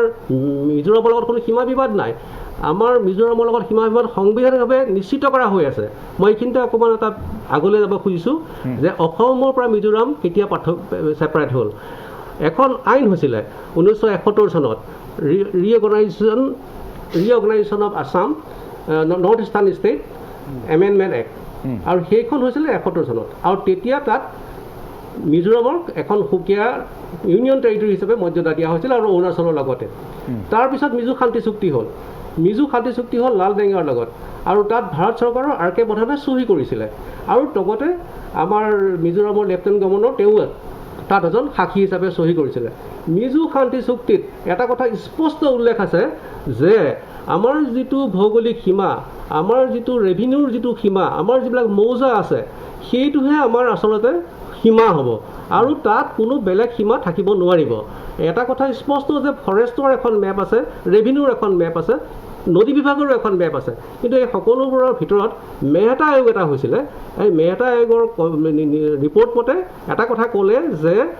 এই সীমা বিবাদৰ ক্ষেত্ৰত সীমা নিৰ্ধাৰণৰ ক্ষেত্ৰত ৰেভিনিউ মেপখনহে গ্ৰহণযোগ্য হ'ব আৰু সেইকাৰণে মিজো চুক্তিৰ শান্তি চুক্তিৰ যিখন 1986 চনত সম্পাদন হৈছিলে তাত এটা কথা 3 নম্বৰ দফাত স্পষ্টকৈ লিখিছে যে মিজোৰামে বিচাৰিলে যে আমাৰ যিবিলাক মিজো অধ্যুষিত অঞ্চল ওচৰ পৰ্যায়ৰ ৰাজ্যসমূহত আছে এই ৰাজ্যসমূহত আমাৰ মিজো অধ্যুষিত অঞ্চলসমূহ বৃহত্তৰ মিজোৰামৰ ভিতৰত অন্তৰ্ভুক্ত কৰিব লাগে আৰু সেইটোৱেই দাবী এতিয়া জোৰামথাংগা তাৰ আগতে লালথান হাওলা বিভিন্ন সময়ত তেওঁলোকে এইটো দাবী উত্থাপন কৰি আহিছে কিন্তু অসমে বাৰে বাৰে এই দাবী প্ৰত্যাখ্যান কৰি আহিছে মই স্পষ্ট মনত আছে যেতিয়া মেহতা কমিশ্যন আহিছিলে অশোক মেহতাৰ কমিশ্যন তেতিয়া দুলাল বৰুৱা ভূপেন হাজৰিকা বিষ্ণু ৰাভা বনিতা তালুকদাৰ শৰৎ সিংহ ইত্যাদি সকলোৱে অসমৰ পুনৰ্গঠন বিচৰা নাছিলে। তথাপিও পুনৰ্গঠন যেতিয়া হ'ল তেতিয়া আমাৰ লগত এটা স্থায়ী সীমা মেঘালয়ৰ নিশ্চিত হ'ল। ঠিক তেনেকৈ আমাৰ লগত এটা স্থায়ী সীমা মিজোৰামৰ নিশ্চিত হ'ল। ত্ৰিপুৰাৰ লগত আজি আমাৰ সীমা বিবাদ নাই, কিন্তু মিজোৰামৰ লগত আমাৰ সীমা বিবাদ থাকি গ'ল কি কাৰণে? লাল ডেংগা যেতিয়া আছিলে, ব্ৰিগেডিয়াৰ চাইলু যেতিয়া আছিলে, তেওঁলোকে এইটো লৈ পেলাই বিবাদ আৰম্ভ কৰা নাছিলে। তেওঁলোকৰ অবিহনে পিছৰ জেনেৰেশ্যন যিটোসকল মিজো লিডাৰ আহিলে, তেওঁলোকে সেই পুৰণা কথাবিলাকৰ অধ্যয়ন নকৰাকৈ মিজোসকলক আৰু বিশেষকৈ খ্ৰীষ্টান মিছনেৰী, আপোনালোকে জানে ভালকৈ যে খ্ৰীষ্টান মিছনেৰীসকলে মিজোৰামৰ চাৰ্চবিলাক কণ্ট্ৰল কৰে আৰু মিজোৰামৰ ৰাজনীতিত তেওঁলোকৰ এক অন্যতম প্ৰভাৱ আছে। আৰু তেওঁলোকে খ্ৰীষ্টান মিছনেৰীসকলে তেওঁলোকক উচতাই পেলাই অসমৰ লগত এটা সীমা বিবাদ 165 কিলোমিটাৰৰ ভিতৰত গঢ়ি তুলিলে, আৰু সেইটো আজিও চলি আছে আৰু এতিয়াও চলি থাকিব বুলি মোৰ ভাৱ হৈছে। কিন্তু অসম চৰকাৰে এই ক্ষেত্ৰত বলিষ্ঠ পদক্ষেপ গ্ৰহণ কৰিব লাগে, আৰু কেন্দ্ৰীয় চৰকাৰৰ ভূমিকা মোৰ মতে বৰ সন্দেহজনক। তেওঁলোকে কি বিচাৰে মই নাজানো। এতিয়া তেওঁলোকে কৈছে যে অমিত চৰকাৰে খুব সদয়। যদি এনেকৈ হয় যে আচলতে গোটেই বিষয়টো কেন্দ্ৰীয় চৰকাৰৰ বিষয়, কাৰণ তাত চহী কৰিছিলে, মিজো শান্তি চুক্তিত চহী কৰিছিলে RK প্ৰধানে, আমাৰ তেতিয়া তেওঁ গৃহ সচিব আছিলে। গতিকে তেওঁলোকে চুক্তিত চহী কৰা চহীখনত আজি যদি কেন্দ্ৰীয় গৃহমন্ত্ৰীজনে কয় যে আমাৰ ইয়াত মানে কোনো কৰিবলগীয়া ভূমিকা নাই, অসম মেঘালয় বা অসম মিজোৰামৰ ভিতৰত মিলি পেলাই তেওঁলোকে কৰিব, মই তেনেহ'লে তাত একমত নহয়। কাৰণ কেন্দ্ৰীয় গৃহমন্ত্ৰী হিচাপে তেওঁ ইয়াত এটা হস্তক্ষেপ কৰিব লাগে, আৰু মিজোৰামক তেওঁ তৎকালভাৱে ক'ব লাগে যে তোমালোকে ইয়াৰ পৰা সৈন্য বাহিনী বা সীমাৰ পৰা পুলিচ বাহিনী আঁতৰাই দিয়া। এইটো অতি দুৰ্ভাগ্যজনক কথা যে অসম চৰকাৰৰ যিটো ভূমিকা, বিগ ব্ৰাদাৰৰ যিটো ভূমিকা অসম চৰকাৰে আজিৰ তাৰিখত লৈছে, সেই কথাখিনিতো আপোনাৰ আপত্তি আছে নেকি? নাই পৰা। অসম চৰকাৰে বিগ ব্ৰাদাৰৰ ভূমিকা ল'ব পৰা নাই, কিয়নো তেওঁলোকে যিটো ভূমিকা লৈ আছে সেই ভূমিকাটো দুধুৰ মুধুৰ। আজি যে ক'লে হেমাংগা ঠাকুৰীয়াই যে এইমাত্ৰ ক'লে যে এওঁলোকক মিজোৰামৰ পৰা নিমন্ত্ৰণ কৰিছে, তাৰমানে অতুল বৰা আৰু অশোক সিংহালক। মইতো জানাত কোনো নিমন্ত্ৰণ তেওঁলোকৰ যদি আহিছে, হিমন্ত বিশ্ব শৰ্মাই কালি টুইট কৰিছিল যে এটা শান্তি প্ৰক্ৰিয়াৰ এটা খোজ হিচাপে আমি তেওঁলোকক প্ৰেৰণ কৰিম বুলিহে উল্লেখ কৰিছে। কাৰ নিমন্ত্ৰণত গ'ল? আজি তেওঁলোকে কিয় প্ৰেৰণ কৰিব লগা হ'ল? কাৰণ আজি আগ্ৰাসন কৰিছে মিজোৰামে, আমাৰ সীমা ভাঙি মিজোৰ সোমাই আছে। আজিৰ তাৰিখত এই মুহূৰ্ততো যদি কোনোবাই কয়, মই বিশ্বাস নকৰোঁ যে মিজোৰামে আমাৰ সীমাত অতিক্ৰম কৰি সোমাই আহিছে। নাই, সীমা নিৰ্ধাৰণ কৰা বিষয়টো অসমে পাহৰি যাব লাগে, কাৰণ সীমা ইতিমধ্যে নিৰ্ধাৰণ কৰা হৈ আছে, আৰু এইটো সংবিধানিকভাৱে নিৰ্ধাৰণ কৰা হৈছে। মিজোৰাম সৃষ্টিৰ লগে লগে সীমাবিলাক নিৰ্ধাৰণ কৰা হৈছে। যদি সীমা নিৰ্ধাৰণ কৰাই হোৱা নাছিল তেনেহ'লে মিজোৰামৰ সৃষ্টি কেনেকৈ হ'ল? তৃতীয় কথাটো হৈছে যে মিজোৰামৰ সৃষ্টি হোৱাৰ আগতে অশোক মেহতাৰ এটা কমিশ্যন হৈছিলে। তাত সেই সময়ৰ আমাৰ অসমৰ নেতাসকলে দুলাল বৰুৱা, শৰৎ সিংহ, ভূপেন হাজৰিকা, বিষ্ণু প্ৰসাদ ৰাভা আৰু ফণী বৰা, কামিনী শৰ্মা, তাৰপিছতে CPR আমাৰ কেহুৰাম হাজৰিকা আদি নেতাসকলে তাত তেওঁলোকে এখন মেম'ৰেণ্ডাম দিছিলে, আৰু তাত বাৰে বাৰে কৈছিলে যে ৰেভিনিউৰ যিবিলাক মৌজা আছে সেইবিলাকে আমাৰ সীমা বিবাদৰ সীমা নিষ্পত্তি হ'ব লাগে, তাত কোনো ৰেভিনিউৰ মেপ বা ফৰেষ্টৰ মেপ হ'ব নালাগে। তেতিয়া মিজোৰামৰ ফালৰ পৰা কোৱা হৈছিলে যে আমাৰ ফৰেষ্ট যিমানখিনিলৈকে থাকিব সেইখিনিলৈকে আমাৰ সীমা। তেতিয়া মেহতা আয়োগে ক'লে যে হয়, কোনোবাই কাৰোবাৰ লগত থাকিব খোজা নাই, গতিকে তেওঁলোক অসমৰ পৰা আঁতৰি যাব বিচাৰিছে, আঁতৰি যাব দিওঁ। কিন্তু সীমাৰ ক্ষেত্ৰত এটা কথা তোমালোকে মানি চলিব লাগিব যে ৰেভিনিউৰ যিখন মেপ অসমৰ, সেই মেপখনেই তোমালোকৰ লগত অসমৰ সীমা হ'ব, আৰু সেইটোৱে ঘটেই 1987 চনত লাল ডেংগাৰ লগত চুক্তি যিখন স্বাক্ষৰ হৈছিলে, য'ত RK প্ৰধানে চহী কৰিছিলে, মিজো শান্তি চুক্তি বুলি কয়, তাত এটা কথা স্পষ্টকৈ লিখি দিছে যে এইটো ভংগ কৰিব নোৱাৰিব যে কোনো মিজো অধ্যুষিত অঞ্চল বেলেগত থাকিলে সামৰি ল'ব নোৱাৰিব, নতুন ৰাজ্যত সামৰি ল'ব নোৱাৰিব। এই ক্ষেত্ৰত মোৰ এটা কথা ক'ব কৈছোঁ, এই মাত্ৰ ঠিক, মই আকৌ আহিম আপোনাৰ কাষলৈ। মই গোস্বামী ডাঙৰী আকৌ আহি আছোঁ আপোনাৰ কাষলৈ, মই আহি আছোঁ। মই আহি আছোঁ। আলোচনাৰ মাধ্যমত কালি মাননীয় মন্ত্ৰী অশোক সিংঘাল ডাঙৰীয়া যাব, অতুল বৰা ডাঙৰীয়া যাব, যদি আলোচনাৰ মাধ্যমত তেওঁলোকে যদি মানি লয়, সেইটো আমাৰ কাৰণে পজিটিভ কথা। সেই দৃঢ়তাটো, কাৰণ মুখ্যমন্ত্ৰীয়ে কৈ আছে নিশ্চয়কৈ কালিৰ পৰা এটা পদক্ষেপ আৰম্ভ হ'ব, কালিৰ পৰা আৰম্ভণি। নিশ্চয়কৈ আমাৰ চৰকাৰ এনে বহি নাথাকে। ডক্টৰ হিমন্ত বিশ্ব শৰ্মা ডাঙৰীয়া মুখ্যমন্ত্ৰী, অসমৰ মুখ্যমন্ত্ৰী মুখ্যমন্ত্ৰী কেতিয়াও বহি নাথাকে চ' কালি এটা প্ৰথম পদক্ষেপ হ'ব নিশ্চয়কৈ সেইটোত যদি তেওঁলোকে কোনো তেওঁলোকৰ পৰা ফ্ৰুটফুল আমি যদি হেৰি নাপাওঁ নিশ্চয়কৈ অনাগত দিনবিলাকত আমাৰ তাতকৈ আৰু বলিষ্ঠ পদক্ষেপ নিশ্চয়কৈ লোৱা ঠিক আছে মই সেইখিনি আশা ৰাখিছোঁ আৰু আমি সেই ধৰণৰ আশা ৰখাই উচিত চৰকাৰে কৰিব লাগিব চৰকাৰ প্ৰতি এইটো অসমৰ জনতাৰ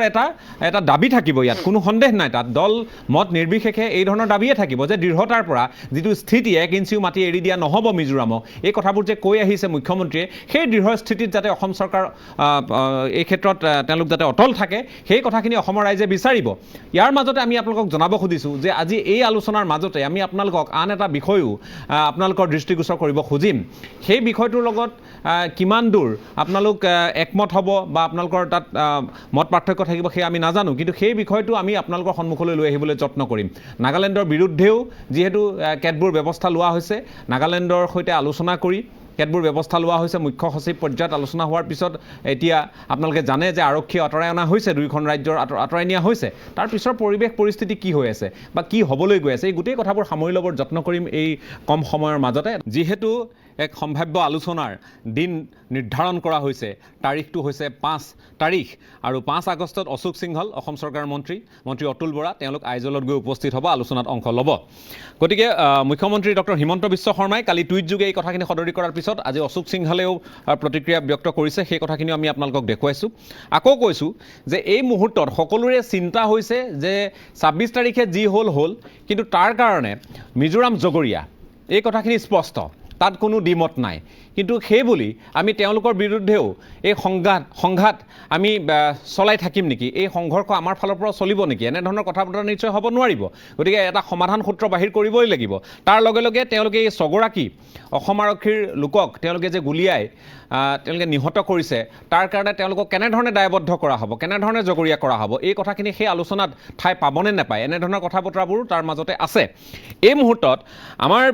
এগৰাকী সাংবাদিক শিলচৰৰ সাংবাদিক দিলীপ কুমাৰ সিঙে আজি কিছু সময়ৰ পূৰ্বে লোৱা এটা সাক্ষাৎকাৰ আমি আপোনালোকক দেখুৱাব খুজিছোঁ সাক্ষাৎকাৰটো মিজোৰামৰ এগৰাকী দণ্ডাধীশৰ তেখেতে কি কৈছিল এই গোটেই বিষয়টো সন্দৰ্ভত কিয় সংঘাত বৃদ্ধি পাইছিল আৰু অসমৰ সৈতে কোনো ধৰণৰ সংঘাত নাই বুলি তেওঁ এটা কথাত তাৎপৰ্যপূৰ্ণভাৱে কৈছে কিন্তু তাৰ বিপৰীতে তেখেতে আৰু এটা কথা সংযোগ কৰিছে এই সমগ্ৰ বিতৰ্কটোৰ মাজত কি কৈছে এবাৰ দেখুৱাই ল'ব খুজিছোঁ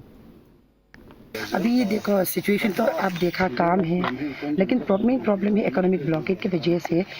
असम की तरफ से मिजोरम की तरफ कोई एसेंशियल व्हीकल्स का गाड़ी नहीं आया जो मेडिकल वाला का भी सब्जी वाला भी कोई भी व्हीकल्स अंदर नहीं आया तो उसका वजह से हमारा स्टेट में वेजिटेबल शॉर्टेज हो रहा है और प्राइसेस भी उसका दाम भी बढ़ गया तो वही है मेन चीज़ क्योंकि गाड़ी अंदर नहीं है हमारा लाइफ लाइन है नेशनल हाईवे 306 से पूरा गाड़ी अंदर आती है लेकिन अभी तो कोई ये गाड़ी नहीं आया अभी तो फिलहाल शायद टॉक्स चल रहे हैं तो हमारा आशा है कि ये सब बंद होना चाहिए क्योंकि जो बॉर्डर एरियाज में जो मिज़ो रहते हैं बॉर्डर एरिया असम बॉर्डर्स में जो असमीज लोग रहते हैं हम दोनों के बीच में कोई प्रॉब्लम नहीं था पहले तो ऐसा होना नहीं चाहिए हम लोग भाई बहन हैं पहले असमीज लोग आती है इधर काम करती है हम लोग भी असम साइड जाके बाजार मार्केटिंग करती है तो जैसे थे वैसा होना चाहिए और हम लोग एक ही देश का ही है और दोनों का बीच में झगड़ा लड़ाई करना होना नहीं चाहिए তেখেতৰ আৰু এটা অংশ আছিল সেইখিনি যদি সম্ভৱ হয় মই অম্বৰক অনুৰোধ জনাম সেই অংশটো আমি যাতে দেখুৱাব পাৰোঁ তাত এটা যথেষ্ট তাৎপৰ্যপূৰ্ণ আৰু বিতৰ্কিত এটা মন্তব্য কিন্তু তাৰ মাজতে আছে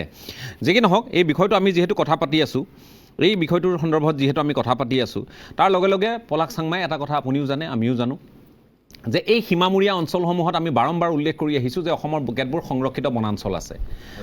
এই সংৰক্ষিত বনাঞ্চলসমূহত য'ত অসমৰ লোকে তাত এজোপা গছৰ এটা ডাল কাটিলেও তাত বন বিভাগে তেওঁলোকক লগেই তেওঁলোকক গ্ৰেপ্তাৰ কৰে বা আটক কৰে আৰক্ষীৰ ওচৰত গোচৰ ৰুজু কৰে কিন্তু 2/3 বনাঞ্চল সেই সীমামূৰীয়া অঞ্চলসমূহৰ বনাঞ্চল তেওঁলোকে তহিলং কৰি তাত উন্নয়ন সাধে তাৰ লগে লগে অসম চৰকাৰৰ আৰু এটা নিষ্কৰ্মাৰ বিভাগ মই কোনো এখন চৰকাৰক ইয়াত জগৰীয়া কৰিব খোজা নাই পোনপটীয়াকৈ এটা বিভাগক জগৰীয়া কৰিব খুজিছোঁ চৰকাৰবোৰো জগৰীয়া সেই বিভাগটো হ'ল সীমান্ত উন্নয়ন বিভাগ এই সীমান্ত উন্নয়ন বিভাগটোৱে সেই অঞ্চলসমূহৰ প্ৰতি যদি দৃষ্টি নিক্ষেপ কৰিলেহেঁতেন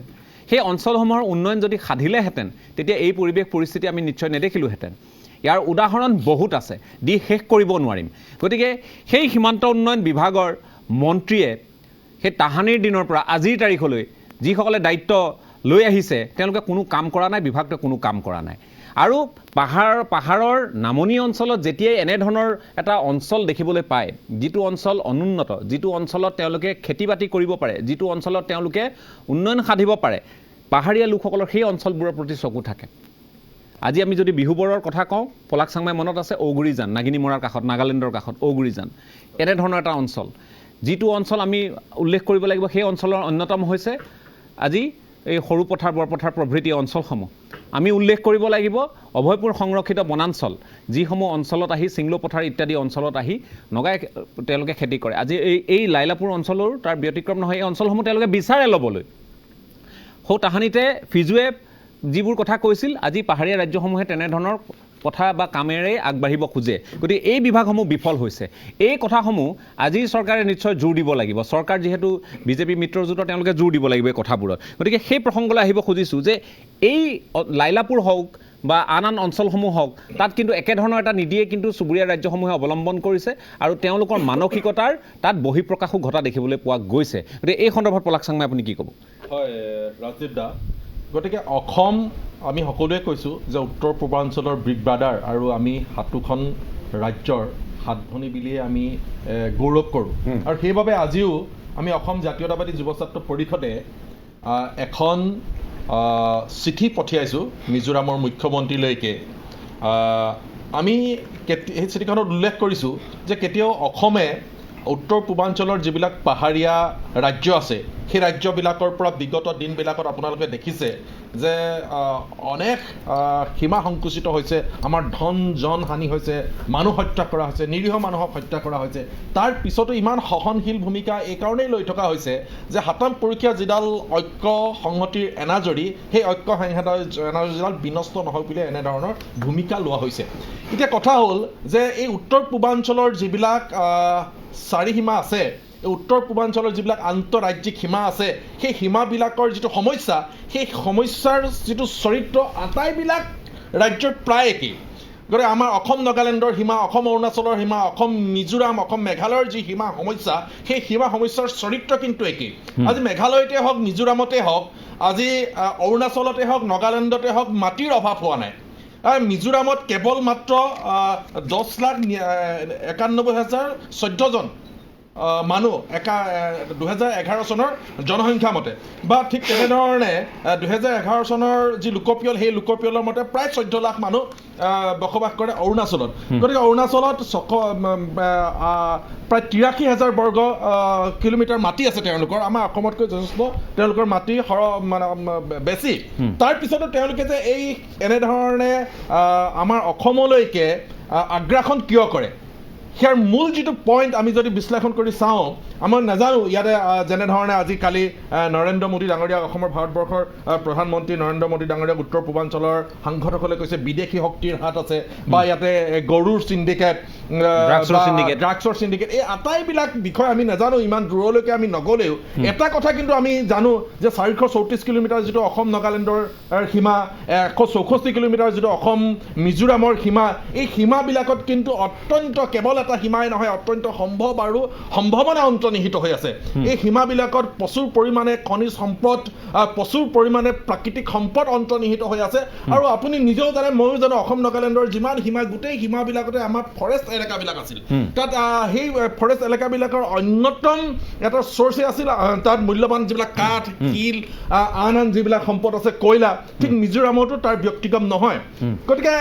তেওঁলোকে বিদ্ৰোহী যিবিলাক তাৰ যিবিলাক সংগঠন আছে এটা পৰ্যায়লৈকে চাব সেই বিদ্ৰোহী সংগঠনবিলাকেও কিন্তু চৰকাৰৰ লগত তেওঁলোকৰ বুজাবুজি আছিল আৰু চৰকাৰে হওক বা বিদ্ৰোহী সংগঠনে হওক এই যি আগ্ৰাসন এই আগ্ৰাসন কিন্তু সাধাৰণ মানুহৰ দ্বাৰা হোৱা আগ্ৰাসন নহয় সাধাৰণ মানুহে কেতিয়াও মাটি বিচাৰি অসমৰ মানুহৰ এই মাটিলৈকে আহিব নিবিচাৰে বা গুলি খাই মৰিব নিবিচাৰে তাতে হাজাৰ হাজাৰ বিঘা মাটি তাতে পৰি আছে এটা চৰকাৰী পৰ্যায়ত হোৱা একোটা আগ্ৰাসন এইটোতো ৰোধ হ'ব লাগিব নিশ্চিতভাৱে চৰকাৰী পৰ্যায়ত হোৱা একোটা আগ্ৰাসন আৰু এই আগ্ৰাসনক তেওঁলোকে সহযোগিতা কৰিছে তাৰ যিবিলাক এতিয়া মিজোৰামৰ যিটো আগ্ৰাসন হ'ল এই মিজোৰামৰ আগ্ৰাসনটো জানো চৰকাৰী পৰ্যায়ৰ পৰা হোৱা নাই উচতনিমূলক মন্তব্য জানো তেওঁলোকৰ ফালৰ পৰা দেখা নাই চৰকাৰী পৰ্যায়ত সাধাৰণ মানুহে ইয়াত আগ্ৰাসন কৰিবলৈ অসম চৰকাৰ আগ্ৰাসন কাৰণে সেই সীমামূৰীয়াৰ মানে জিলাবিলাকত তেওঁলোকে বিজুলী বাতিৰ ব্যৱস্থা কৰি দিয়ে তেওঁলোকে তাতে স্কুল ঘৰৰ ব্যৱস্থা কৰি দিয়ে তেওঁলোকে তাতে চাৰ্চৰ ব্যৱস্থা কৰি দিয়ে তেওঁলোকে তাতে PWৰ ৰুট নিৰ্মাণ কৰি দিয়ে এবাৰ বহু এনেকৈ অৰুণাচল নাগালেণ্ড মিজোৰামত বহু ভিতৰুৱা ঠাইত আছে য'লৈকে গাড়ী নাযায় য'লৈকে ৰাস্তা নাই কিন্তু আপুনি চাব অসমৰ যিবিলাক আন্তঃৰাজ্যিক সীমা আছে আমাৰ এই চুবুৰীয়া ৰাজ্যবিলাকৰ লগত সেই সীমাবিলাকৰ কিন্তু দুটা কথাৰে আপুনি সীমা নিৰ্ধাৰণ কৰিব পাৰিব ভালদৰে কৰে বেদখল কেতিয়া নিৰ্ধাৰণ কৰিব পাৰিব আৰু এটা পইণ্ট কৈ পেলাই সামৰণি মাৰিব বিচাৰিম ইয়াৰ এই কথাটো যে মই আগতেও কৈ আছো যে এই আন্তঃৰাজ্যিক সীমা সমস্যা সমাধান কৰিবৰ কাৰণে কেন্দ্ৰীয় চৰকাৰৰ সদস্য থাকিবই লাগিব কেন্দ্ৰীয় চৰকাৰে কিন্তু ক'ৰবাত নহয় ক'ৰবাত সদস্যৰ যে অভাৱ আজিৰ তাৰিখত চাওক অসমৰ ক্ষেত্ৰত যেনেধৰণে কেন্দ্ৰীয় চৰকাৰে যি দৃষ্টিভংগী বা আমি অসম চৰকাৰৰ যিটো ডিচিপ্লিনত থাকোঁ বা অসমত যেনেধৰণে ডিচিপ্লিনৰ যি প্ৰশাসন নিয়ন্ত্ৰিত হৈছে ঠিক তেনেধৰণে চুবুৰীয়া ৰাজ্যবিলাকত সেই প্ৰশাসন সেই ডিচিপ্লিনত নচলে কিন্তু তাত আপোনালোকে চাওক চিভিলিয়ানে তেওঁলোকে নিজেও কৈছে চিভিলিয়ানে তাত মৰণাস্ত্ৰ লৈ পেলাই ঘূৰিছে বুলি আমাৰ মুখ্যমন্ত্ৰীগৰাকীয়েও কৈছে গতিকে আমাৰ মুখ্যমন্ত্ৰীগৰাকীয়ে নিশ্চয় বাধ্য কৰাব পাৰিব লাগিছিল মুখ্যমন্ত্ৰীয়ে কোৱাটো আপুনি দূৰৰে কথা তেওঁলোকৰ IGPয়ে কৈছে নিশ্চিতভাৱে তেওঁলোকে এই গোটেই কথাবোৰ ৰাজহুৱা হোৱাৰ পিছত দেশৰ গৃহ মন্ত্ৰালয়ে কি কৈছে দেশৰ গৃহমন্ত্ৰীয়ে কিয় কৈছে ইয়াত এজন সাধাৰণ শিক্ষক নেতাক NIA লগাই দিব পাৰে তাত তেনেহ'লে কিয় সেই সহস্ৰ যিবিলাক আমাৰ চিভিলিয়ান আছে সেইবিলাকত কেলে NIA এটা তদন্ত কৰিব পৰা নাই গতিকে এই বিষয়বিলাক কেন্দ্ৰীয় চৰকাৰে যেতিয়ালৈকে নাভাবিব যে এই মানে ৰাজ্যসমূহৰ মাজত সীমা বিবাদ নিষ্পত্তি হওক তেতিয়ালৈকে আমি যিমানেই ইয়াতে চিঞৰি নাথাকোঁ সেই সীমা বিবাদ নিষ্পত্তি নহয় সেই কথাটো কিন্তু ধৰোঁ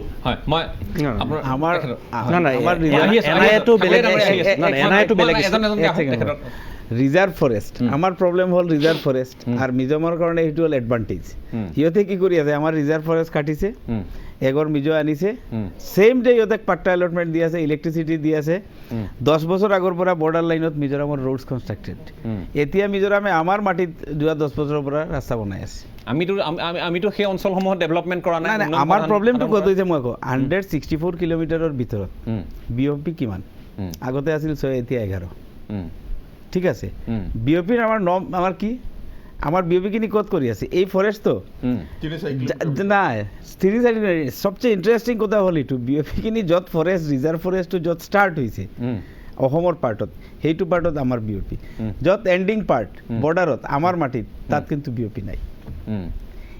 এইখিনি কাৰ ভুল সেইখিনি ক'লে আমাৰ কমলাক্ষী ডাঙৰীয়া ক'ব মই বিজেপিৰ মুখপাত্ৰ হৈছোঁ সঁচা কথা যি আছে এইটো কম এইটো সঁচা কথা আজি মোৰ কথা বেলেগ তেওঁ যিটো কথা ক'বলৈ বিচাৰিছে কিয় আমি যেতিয়া মুখ্যমন্ত্ৰী ডাঙৰীয়া যেতিয়া ডিক্লেয়াৰ কৰিছে আমাৰ 1 ইঞ্চি মাটি আমি এৰি নিদিওঁ আমি ৱেইট কৰিব লাগিব সেই দিনলৈকে যেতিয়া আমি ব্লেংক ছাপোৰ্ট দিছোঁ য়েছ আমি আছোঁ আপোনাৰ লগত আমাৰ 1 ইঞ্চি মাটি এৰিব নালাগে আজি মাজত আমি দুদিন পিছত অহা পুৰহি গৈ আজি মই ক'ব নোৱাৰিম আমাৰ ফেইল কৰি লৈছে কিবা কৰি এই যে পৰহিলৈ যাব বা 5 তাৰিখে যাব হোপফুল পৰামৰ্শ কি থাকিব পৰামৰ্শ যিখিনি আছে যদি পৰামৰ্শ বিচাৰে আমাৰ মাটি লাগে এট এনি কষ্ট যি ছাপোৰ্ট লাগে আমি কৰি আছোঁ ব্লেংক ছাপোৰ্ট দি আছোঁ বাট আমাৰ মাটি লাগে মুখ্যমন্ত্ৰী ডাঙৰীয়া এনাউন্সমেণ্ট কৰিছে আমাৰ 1 ইঞ্চি মাটি নালাগে চবতকৈ ইণ্টাৰেষ্টিং কথা কি 1878 পৰা 1986 লৈকে যিমানখিনি হেৰি হৈছে কিন্তু ইমাত কত বিবাদ নাই আমাৰ এডভোকেট ডাঙৰীয়া যি কথা কৈছে এইটো সঁচা কথা কত বিবাদ নাই কাছাৰ DFৰ আণ্ডাৰত ৰিজাৰ্ভ ফৰেষ্ট ইনাৰ লাইনটো 1878 তো আছিল আজিও আছে তাত আমাৰ ডেপুটি কমিশনাৰ কাছাৰৰ আণ্ডাৰত আছিলে আসামৰ চিফ কমিশনাৰৰ আণ্ডাৰত আছিলে আজি আমাৰ চিফ সেক্ৰেটাৰীৰ আণ্ডাৰত আছে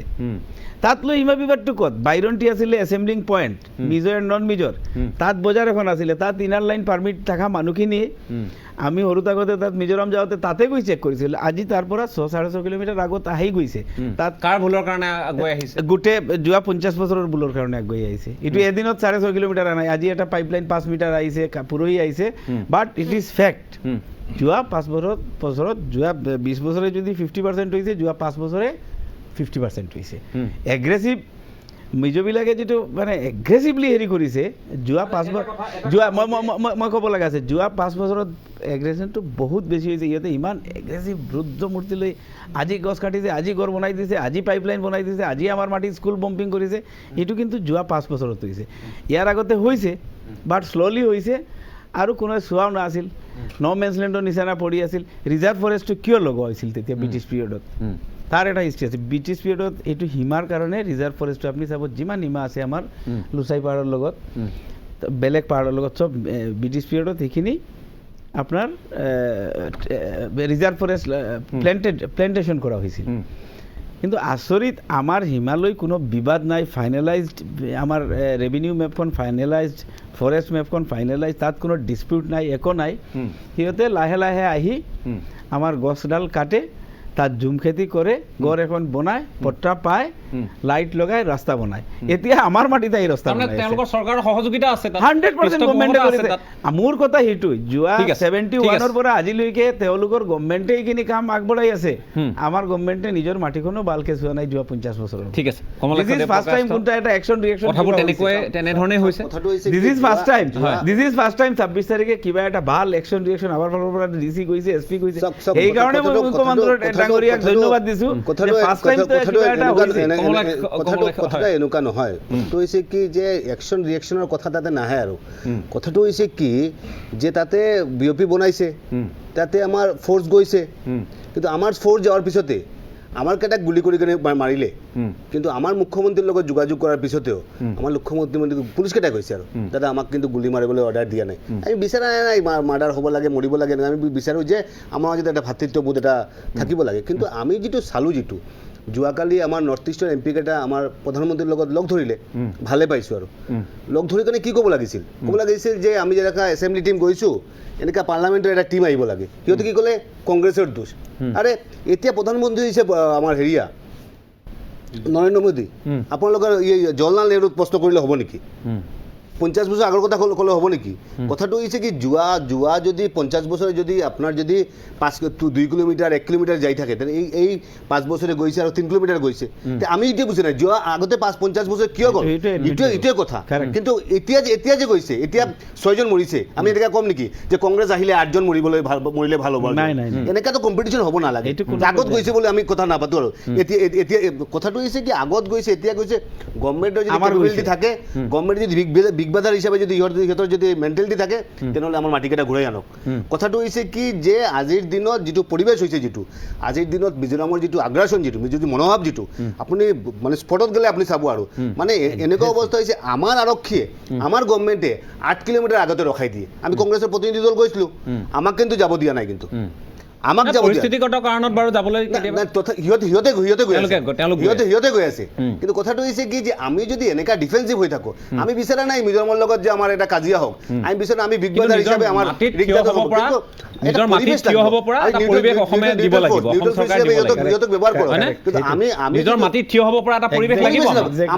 আমাৰ ল'ৰা আমাৰ ছোৱালী আমাৰ মানুহ আমাৰ অসমৰ মানুহ কিবা আমি জীয়াই থাকিব নোৱাৰে নেকি আমাৰ কিবা অধিকাৰ নাই নেকি এনেকুৱা হৈছে আমাৰ অসমৰ মাটিত আমাৰ অসমৰ ৰাইজৰ আমাৰ জীয়াই থকাৰ কোনো অধিকাৰ নাই এনে এটা পৰিৱেশ যিটো কাৰণে মানুহ যেনিবা গ'লেই মই আকৌ কৈছোঁ তাত যেনিবা মানুহ গ'লেই সেই পৰিৱেশত কোনোবা মানুহ থাকিবগৈ পাৰিবনে অসমৰ মানুহটো তাত থাকিবগৈ নোৱাৰিব কাৰণ তেওঁলোকৰ হাতত মাৰণাস্ত্ৰ আছে অসমৰ হাতত মাৰণাস্ত্ৰ নাই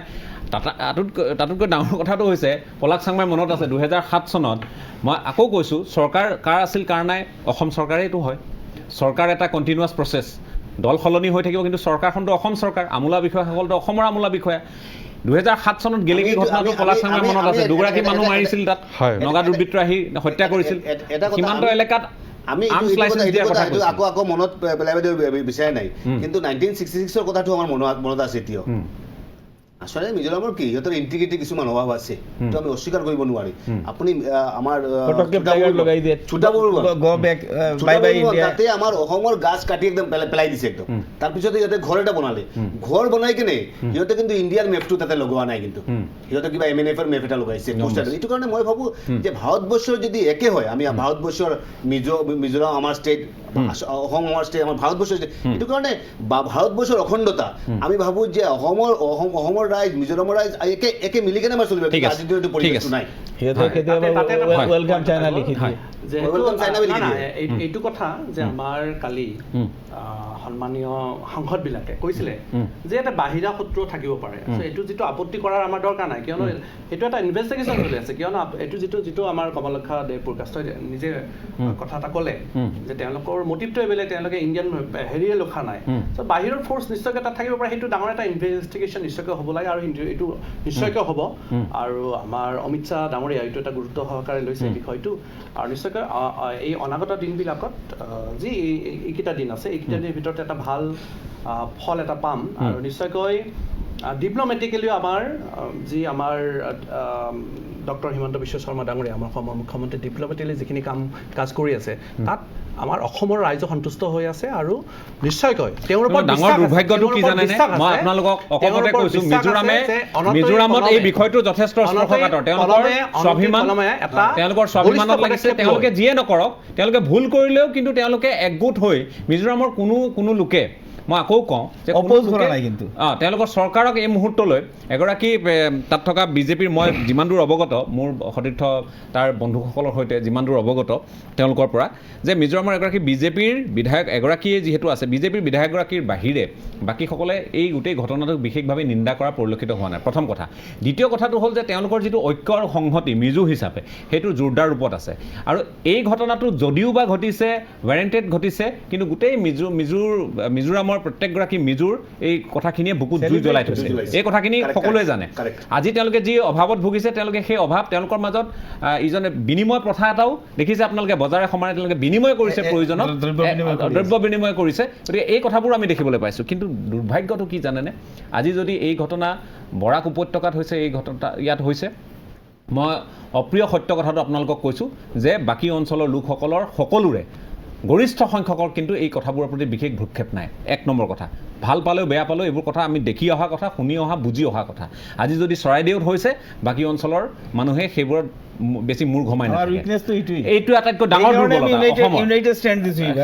ইউনাইটেড ষ্টেণ্ডটো দৰকাৰী আৰু প্ৰত্যেকগৰাকীৰে দৰকাৰী কিন্তু কথাটো হ'ল যে ইউনাইটেড ষ্টেণ্ডটো আপুনি দিব কিন্তু কিছুমান কথাত নিশ্চয় আপুনি আপোচ কৰিব নোৱাৰিব চৰকাৰে যদি মাটি এৰি থৈ আহে চৰকাৰে যদি সেই কথাটো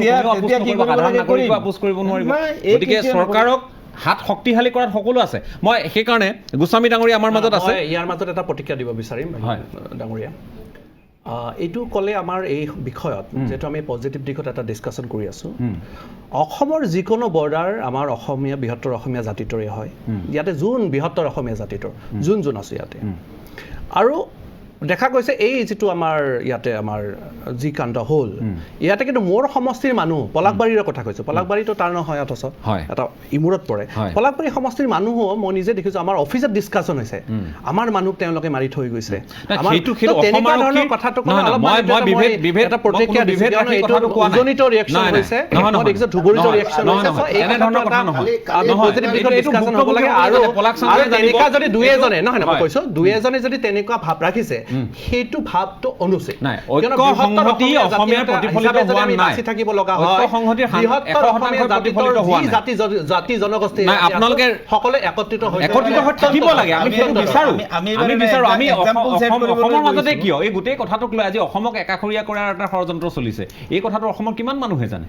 আজি অসমক সমগ্ৰ উত্তৰ পূৰ্বাঞ্চলত এঘৰীয়া কৰাৰ এটা ষড়যন্ত্ৰও চলিছে ইয়াত বহিৰ শক্তিৰ হাত কিমান দূৰ আছে কিমান নাই তাতকৈ ডাঙৰ কথা হৈছে আজি আপুনি এই পৰ্যায়বোৰ চলি থাকোঁতে আজি মেঘালয়ত কি আলোচনা হৈছে নাগালেণ্ডত কি আলোচনা হৈছে আপোনালোকে জানেনে এই কথাখিনি বহু লোক অৱগত নহয় গতিকে এই কথাসমূহো আলোচনাৰ মাজলৈ নিশ্চয় আহিব লাগে মই গোস্বামী ডাঙৰীয়াৰ কাষলৈ যাম এই মুহূৰ্তত আলোক গোস্বামী ডাঙৰীয়াৰ কাষলৈ আহিব খুজিছোঁ অকণমান সময়ৰ কাৰণে কাৰণ আমি বিষয়টো যথেষ্ট বিস্তৃতভাৱে আলোচনা কৰাৰ থল আছে আজি আমি কিছু সামৰি ল'বলৈ যত্ন কৰিছোঁ কাৰণ 5 তাৰিখে দলটো যাব বিশেষকৈ দুগৰাকী মন্ত্ৰী যাব কিন্তু এই মুহূৰ্তত আৰু এটা কথা গোস্বামী ডাঙৰীয়া আপুনিও মন কৰিছে যে কিছুদিন পূৰ্বে আমাৰ যেতিয়া আজিও চলি আছে অৱশ্যে কাইলৈৰ পৰা আকৌ আৰম্ভ হ'ব গতিকে আপোনালোকে জানে মাজৰ বিৰতিৰ পিছত কাইলৈৰ পৰা আৰম্ভ হ'ব বাজেট অধিৱেশনত এইবাৰতে কোৱা হৈছিল যে আমাৰ 70,000 হেক্টৰ ভূমি চুবুৰীয়া ৰাজ্যৰ দখলত আছে তেওঁলোকে বেদখল কৰি আছে ইয়াৰ বিপৰীতে যোৱা বছৰ কোৱা হৈছিল 2 মাৰ্চত যে আমাৰ 84,000 হেক্টৰ ভূমি বেদখলৰ কবলত আছে উত্তৰ পূৰ্ব আন ৰাজ্যৰ তৰফৰ পৰা অসমৰ মাটি গতিকে এই কথাবোৰ কোৱা হৈছে এতিয়া কথাটো হ'ল যে আমি সীমান্ত উন্নয়ন বিভাগটোৰ কথাও পাতিছোঁ একে সময়তে তথ্য বিভ্ৰাটেও আমাক কিছু আমনি দিছে কিন্তু আমাৰ যিহেতু এখন আমি সকলোৱে জানো যে সাৰ্ভে অফ ইণ্ডিয়াৰ মানচিত্ৰত আমাৰ ক'ত সীমা কেনে সীমা সেয়া এই বাকী ৰাজ্যকেইখন গঠন হোৱাৰ লগে লগে নিৰ্ধাৰণ হৈ গৈছে গতিকে তাৰ পৰৱৰ্তী সময়ত তেওঁলোকে আপত্তি দৰ্শাই আছে সেইটো তেওঁলোকৰ ফালৰ পৰা আছে মহামান্য উচ্চতম ন্যায়ালয়ত যিহেতু 1988 আৰু 1989 চনৰ দুটা গোচৰ আজিও নাগালেণ্ড আৰু অৰুণাচলৰ বিৰুদ্ধে এই গোচৰসমূহ চলি আছে গতিকে এই গোটেই সময়ছোৱাত অসমৰ কৰণীয় কি হোৱা উচিত আছিল পূৰ্বে আৰু আজিৰ তাৰিখত কি হৈ আছে বা এতিয়া যিসমূহ পদক্ষেপ লোৱা হৈ আছে কিমান দূৰ সফল কাম হ'ব বুলি আপোনাৰ ধাৰণা হয় মই এটা কথা স্পষ্টভাৱে ক'ব খোজোঁ শুনা পাইছেনে হয় হয় শুনি আছোঁ কওক ক'ব খোজোঁ যে অসম চৰকাৰে বৰ্তমান যিটো পদক্ষেপ লৈছে আমি বলিষ্ঠ পদক্ষেপ লোৱাটো বিচাৰোঁ দ্বিতীয়তে অসমৰ মুখ্যমন্ত্ৰীয়ে কৈছে যে সমগ্ৰ অসমৰ মানুহ জাতি ধৰ্ম নিৰ্বিশেষে সকলো তেওঁৰ পিছত থিয় হ'ব লাগে সেইটো আমি এগ্ৰী কৰিছোঁ কিন্তু কথাটো হ'ল এইটোৱে যিটো পন্থা ল'ব অসমৰ মুখ্যমন্ত্ৰী ডাঙৰীয়াই সেই পন্থাটো যে আমি শুদ্ধ নে অশুদ্ধ আমি সন্তুষ্ট হ'ব লাগিব কিয়নো এই পন্থাৰে গৈ যদি আমি অসমৰ মাটি কেঞ্চিও যদি ৰাখিব নোৱাৰোঁ এৰি দিব লগা হয় তেনেহ'লে আমি কিন্তু দুখিত হ'ম আৰু মই এটা কথা কালি হঠাৎ দেখিলোঁ যে অসম চৰকাৰে এটা নতুনকৈ গোচৰ সুপ্ৰিম কোৰ্টত এই বিষয়টো লৈ পেলাই সামৰি পেলাই দিবলৈ ওলাইছে গোচৰ দিয়া কোনো কাৰণ নাই কাৰণ কিয় নাই এই কাৰণত যে অসমে ইতিমধ্যে সাংবিধানিকভাৱে সীমা সুৰক্ষিত কৰি ৰাখিব পাৰে অসমৰ নিজা বিষয়ববীয়া আছে পুলিচৰ অসমৰ পুলিচৰ এটা দল আছে যে মিজোৰামৰো আছে কিন্তু দুইখন ৰাজ্যৰ ভিতৰত সৌহাৰ্দ্যপূৰ্ণ সম্পৰ্কৰ মাজত এইটো হ'ব লাগে মুখ্যমন্ত্ৰীৰ পিছত আমি সদায় থাকিম কিন্তু তেওঁ আমাক এইটো সন্তুষ্ট কৰিব লাগিব যে তেওঁ যিটো পন্থা ল'বলৈ গৈ আছে এই পন্থাটো শুদ্ধ কিমান গতিকে আমি আগতে দেখিছোঁ যে এই সীমা বিবাদ সন্তুষ্ট কেতিয়াও এই সীমা বিবাদ আপোনাৰ কেতিয়াবাই সমাধান হ'ব লাগিছিল হোৱা নাই বৰ্তমানো চলি আছে নাগালেণ্ডৰ লগতো চলি আছে কিন্তু আৰম্ভণিতে আপুনি এটা কৈছিলে যে এই ক্ষেত্ৰত বিদেশী কিবা ষড়যন্ত্ৰ আছে নেকি আজি কিছু বছৰ আগতে আমি দেখিছিলোঁ যে মিজোৰামত কিছুমান প্লে কাৰ্ড লৈ গৈছিলে ৱেলকাম চাইনা আৰু কিছুমান দিনৰ আগতে আমি দেখিছিলোঁ বা শুনিছিলোঁ বা মোৰ তথ্যমতে মই জানো যে এই ড্ৰাগছ বিৰোধী আন্দোলনত তেওঁলোক অসমত যিটো অভিযান চলিছে তেওঁলোক বৰ এটা সন্তুষ্ট নহয় আৰু ইয়াত কিছুমান কথা আছে যিহেতু সমগ্ৰ দক্ষিণ পূব এছিয়াৰ পৰা যিটো ড্ৰাগছ সৰবৰাহ হয় সেইটো হ'ল বাংলাদেশৰ চিটাগং দকলৈ আৰু চিটাগঙৰ লগত পোনপটীয়া সংযোগ আছে মিজোৰামৰ আৰু সেই মিজোৰামত সেই সংযোগ থকা যিসকলে এই অসমত ড্ৰাগছ বিৰোধী আন্দোলনত ক্ষতিগ্ৰস্ত হৈছে তেওঁলোকৰ ইয়াত হাত থাকিব পাৰে আৰু বিদেশী ৰাষ্ট্ৰৰো হয়তো কোনোবা হাত ইয়াত থাকিব পাৰে কাৰণ তেওঁলোকৰ স্বাৰ্থ নিহিত হৈ আছে কিন্তু মই এটা কথা স্পষ্টভাৱে ক'ব খোজোঁ যে সুপ্ৰিম কোৰ্টলৈ যোৱাৰ পুনৰ প্ৰয়োজন নাই এইকাৰণে যিহেতু ছাৰ্ভে অফ ইণ্ডিয়াই লাতিদলা ডুমাবাৰীৰ পৰা আৰম্ভ কৰি একে গোৱালপাৰা গাৰোপাৰালৈকে একেবাৰে মিজোৰামৰ 165 কিলোমিটাৰ বৰ্ডাৰত শিলৰ খুটাপুতি সীমা চিহ্নিত কৰি ৰাখিছে তাৰ পিছত আকৌ নতুনকৈ সীমা চিহ্ন কৰা বা নতুনকৈ সীমা বিবাদ হোৱা বা অসম মাটি আগ্ৰাসন কৰা হোৱা লৈ পেলাই এটা বিবাদ থাকিব নোৱাৰে অসমৰ এটা দল গৈছে ভাল কথা তাত আকৌ নতুনকৈ কথা পতাৰ কোনো প্ৰয়োজন নাই কথা এইটোৱেই যে তোমালোকে যিখিনি মাটি ইতিমধ্যে আগ্ৰাসন কৰিছা বা তোমালোকে আমাৰ ভিতৰত সোমাই আছা আৰু অসমে যদি আমি তোমালোকৰ ভিতৰত সোমাই আছোঁ আমি দুই পক্ষই নিজৰ জেগাত ওলাই যাম গতিকে সীমা বিবাদ বুলি মোৰ মতে কোনো বিবাদ নাই আৰু তাৰ কাৰণে নতুনকৈ সুপ্ৰিম কোৰ্টত যোৱাৰো কোনো প্ৰয়োজন নাই দুখন ৰাজ্যৰ মাজত কিছু বিবাদ থাকিব পাৰে আলোচনাৰ মাজেৰে সমাধান হ'ব পাৰে ইতিমধ্যে এটা গোচৰ চলি আছে সুপ্ৰিম কোৰ্টত মিজোৰামে দি থোৱা তাৰোপৰি কথা আছে যে তেওঁলোকৰ যিসকল পূৰ্বপুৰুষ আছিলে তেওঁলোকে এই বিষয়ত সন্তুষ্ট হৈছিলে সীমা বিবাদ তেওঁলোকে নিষ্পত্তি কৰি থৈ গৈছিলে আৰু তাৰপিছত 86 চনত যিটো কথা তেওঁলোকৰ পিছ চুক্তিত লিখিছে যে তেওঁলোকক লাগে যে যিবোৰ বিদ্যুৎ অধিষ্ঠিত অঞ্চল আছে সেই অধিকৃত অঞ্চলবিলাক তেওঁলোকৰ ভিতৰত ভৰাব লাগে কিন্তু সেইখন চুক্তিতে আমাৰ ভাৰত চৰকাৰে বা গৃহমন্ত্ৰীয়ে কৈ থৈছে যে এইটো কৰিব পৰা নাযাব কাৰণ সংবিধানৰ 3 নং অনুচ্ছেদ অনুসৰি ইয়াত এটা বাধা আছে গতিকে আমাৰ কেন্দ্ৰীয় গৃহমন্ত্ৰীয়ে আৰু কেন্দ্ৰীয় চৰকাৰে এই ক্ষেত্ৰত গোচৰ বাদ দি পেলাই তেওঁলোকে নিজেই সমাধান কৰিব পৰা বিষয় এটাৰ পৰা কিয় ফালৰি কাটি আছে মই বুজি পোৱা নাই গতিকে আছুৱে যিটো কথা কৈছে যে নয়নমণি হৈ থকাতকৈ আচলতে অসমৰ ৰাইজৰ নয়নমণি হওক কেন্দ্ৰীয় চৰকাৰে নয়নমণি হোৱাতকৈ অসমৰ ৰাইজৰ নয়নমণি হওক সেই কথাটো আছুৱে ঠিকেই কৈছে কাৰণ আমি 1 ইঞ্চি মাটিও এৰি নিদিওঁ আৰু যেনেকৈ হিমন্ত বিশ্ব শৰ্মা মুখ্যমন্ত্ৰী ডাঙৰীয়াই কৈছে আমিও একেটা কথা কওঁ আমি মাটি এৰি নিদিওঁ কাৰ্যক্ষেত্ৰত আমি কেনেকৈ সফল হ'ম সেইটোহে আজি আমাক দেখুৱাব লাগে সেইটোৱে আমি এটা আলোচনা কৰি আছোঁ লিখালিখি কৰি থাকিম কিন্তু কথা হ'ল যে কি কৰিলে কাৰ্যক্ষেত্ৰত প্ৰেক্টিকেলি আমি এইটো সমাধান পাম, এইটো আমাৰ সমস্যাটো চিৰদিনৰ কাৰণে সমাধান হ'ব, তাৰহে আমি এতিয়া সূত্ৰ এটা বিচাৰি উলিয়াব লাগে। আৰু তাৰ বাবে মই ভাবোঁ যে মিজোৰামৰ যিজন মুখ্যমন্ত্ৰী জোৰামথাংগা, তেওঁ নাজানা নহয়, তেওঁ জানে, প্ৰত্যেকজন মিজোৰামে জানে যে অসমৰ মাটি তেওঁলোকে অগ্ৰাসন কৰি ৰাখিছে। তাৰপিছতো তেওঁলোকে যদি কৈ থাকে যে অসমেহে আমাৰ মাটি ৰাখিছে, অসমৰ সীমালৈ আমি গুলিয়াই অসমলৈ মানুহ নাহিব, এইখিনি কথা কৈ থকাটো মানে কেন্দ্ৰীয় চৰকাৰৰ ফালৰ পৰা তেওঁলোকক অতি সোনকালে বন্ধ কৰিব লাগিছিলে। আৰু মই ভাবোঁ যে অসম চৰকাৰৰ দুজন মন্ত্ৰী তালৈ আগতীয়াকৈ যোৱাতকৈ তেওঁলোকে আহিব লাগিছিলে আমাৰ ওচৰলৈ, যে তোমালোকে আহা সীমা বিবাদৰ অকণ কথা পতা, নহ'লে আজি অসমৰ ৰাইজে তেওঁলোকলৈ যোৱা ৰাস্তা বন্ধ কৰি দিছে, তেওঁলোকৰ তাত খাদ্য অভাৱ হৈছে, খাদ্য অভাৱ আছে। আমি ভাল পোৱা নাই অকণো, আমি অকণো ভাল পোৱা নাই, কাৰণ আমাৰ ওচৰ চুবুৰীয়া ৰাজ্য আমাৰে ভাই ভনী বুলি আমি কৈ থাকোঁ, তেওঁলোকক আমি দুখত থাকিবলৈ দিব নোখোজো। তেওঁলোকে তেওঁলোকৰ ভুলটো বুজিব লাগিব আৰু তেওঁলোকক ভুলটো স্পষ্টভাৱে বুজাই দিব পাৰিব লাগিব। আমাৰ যি দুজন মন্ত্ৰী কাইলৈ তালৈ যাব, মোৰ অনুৰোধ তেওঁলোকে যাতে মিজোৰাম চৰকাৰ আৰু মিজোৰাম ৰাইজক এইটো কথা বুজাই দিব পাৰে যে মিজোৰ ভুলৰ বাবে, লুচাই পাহাৰৰ জনসাধাৰণৰ ভুলৰ বাবে এই সমস্যাটো আচলতে চলি আছে, এইটো অসমৰ অকণো ভুল নাই। আৰু ইয়াত আমাৰ অসমৰ কৰিবলগীয়া একো নাই, সংবিধানে দিয়া সীমাই মানিব লাগিব আৰু স্পষ্টভাৱে এইটো কথা ক'ব লাগে যে তাৰ বাহিৰে আমাৰ আৰু কোনো সমাধান নালাগে, আমাক খালি সংবিধানে যিটো দিছে সেইটোৱে লাগে। আৰু মিজো চুক্তিৰ আখৰে আখৰে, মিজো চুক্তিৰ আখৰে আখৰে মিজো শান্তি চুক্তিৰ আখৰে আখৰে ঢকাসমূহ পালন কৰিব লাগে। ঠিক আছে, জোৰামথাংগাক সেইটো ক'ব লাগে, কাৰণ লালডেংগাৰ সপোন আছিল মিজোৰাম, সেই সপোন মিজোৰাম আমি দিছোঁ, গতিকে তেওঁলোকে মিজো শান্তি চুক্তিখন মানি চলক আৰু তেতিয়াহ'লে দেখিব যে অসমৰ কোনো সীমা সমস্যা বা নতুনকৈ কোনো সীমা সমস্যা এটা আৰম্ভ কৰা কোনো চুক্তি। ঠিক আছে, সময় যিহেতু কম, মই আপোনাক ধন্যবাদ জ্ঞাপন কৰিছোঁ। মই যদি সম্ভৱ হয় মই শেষ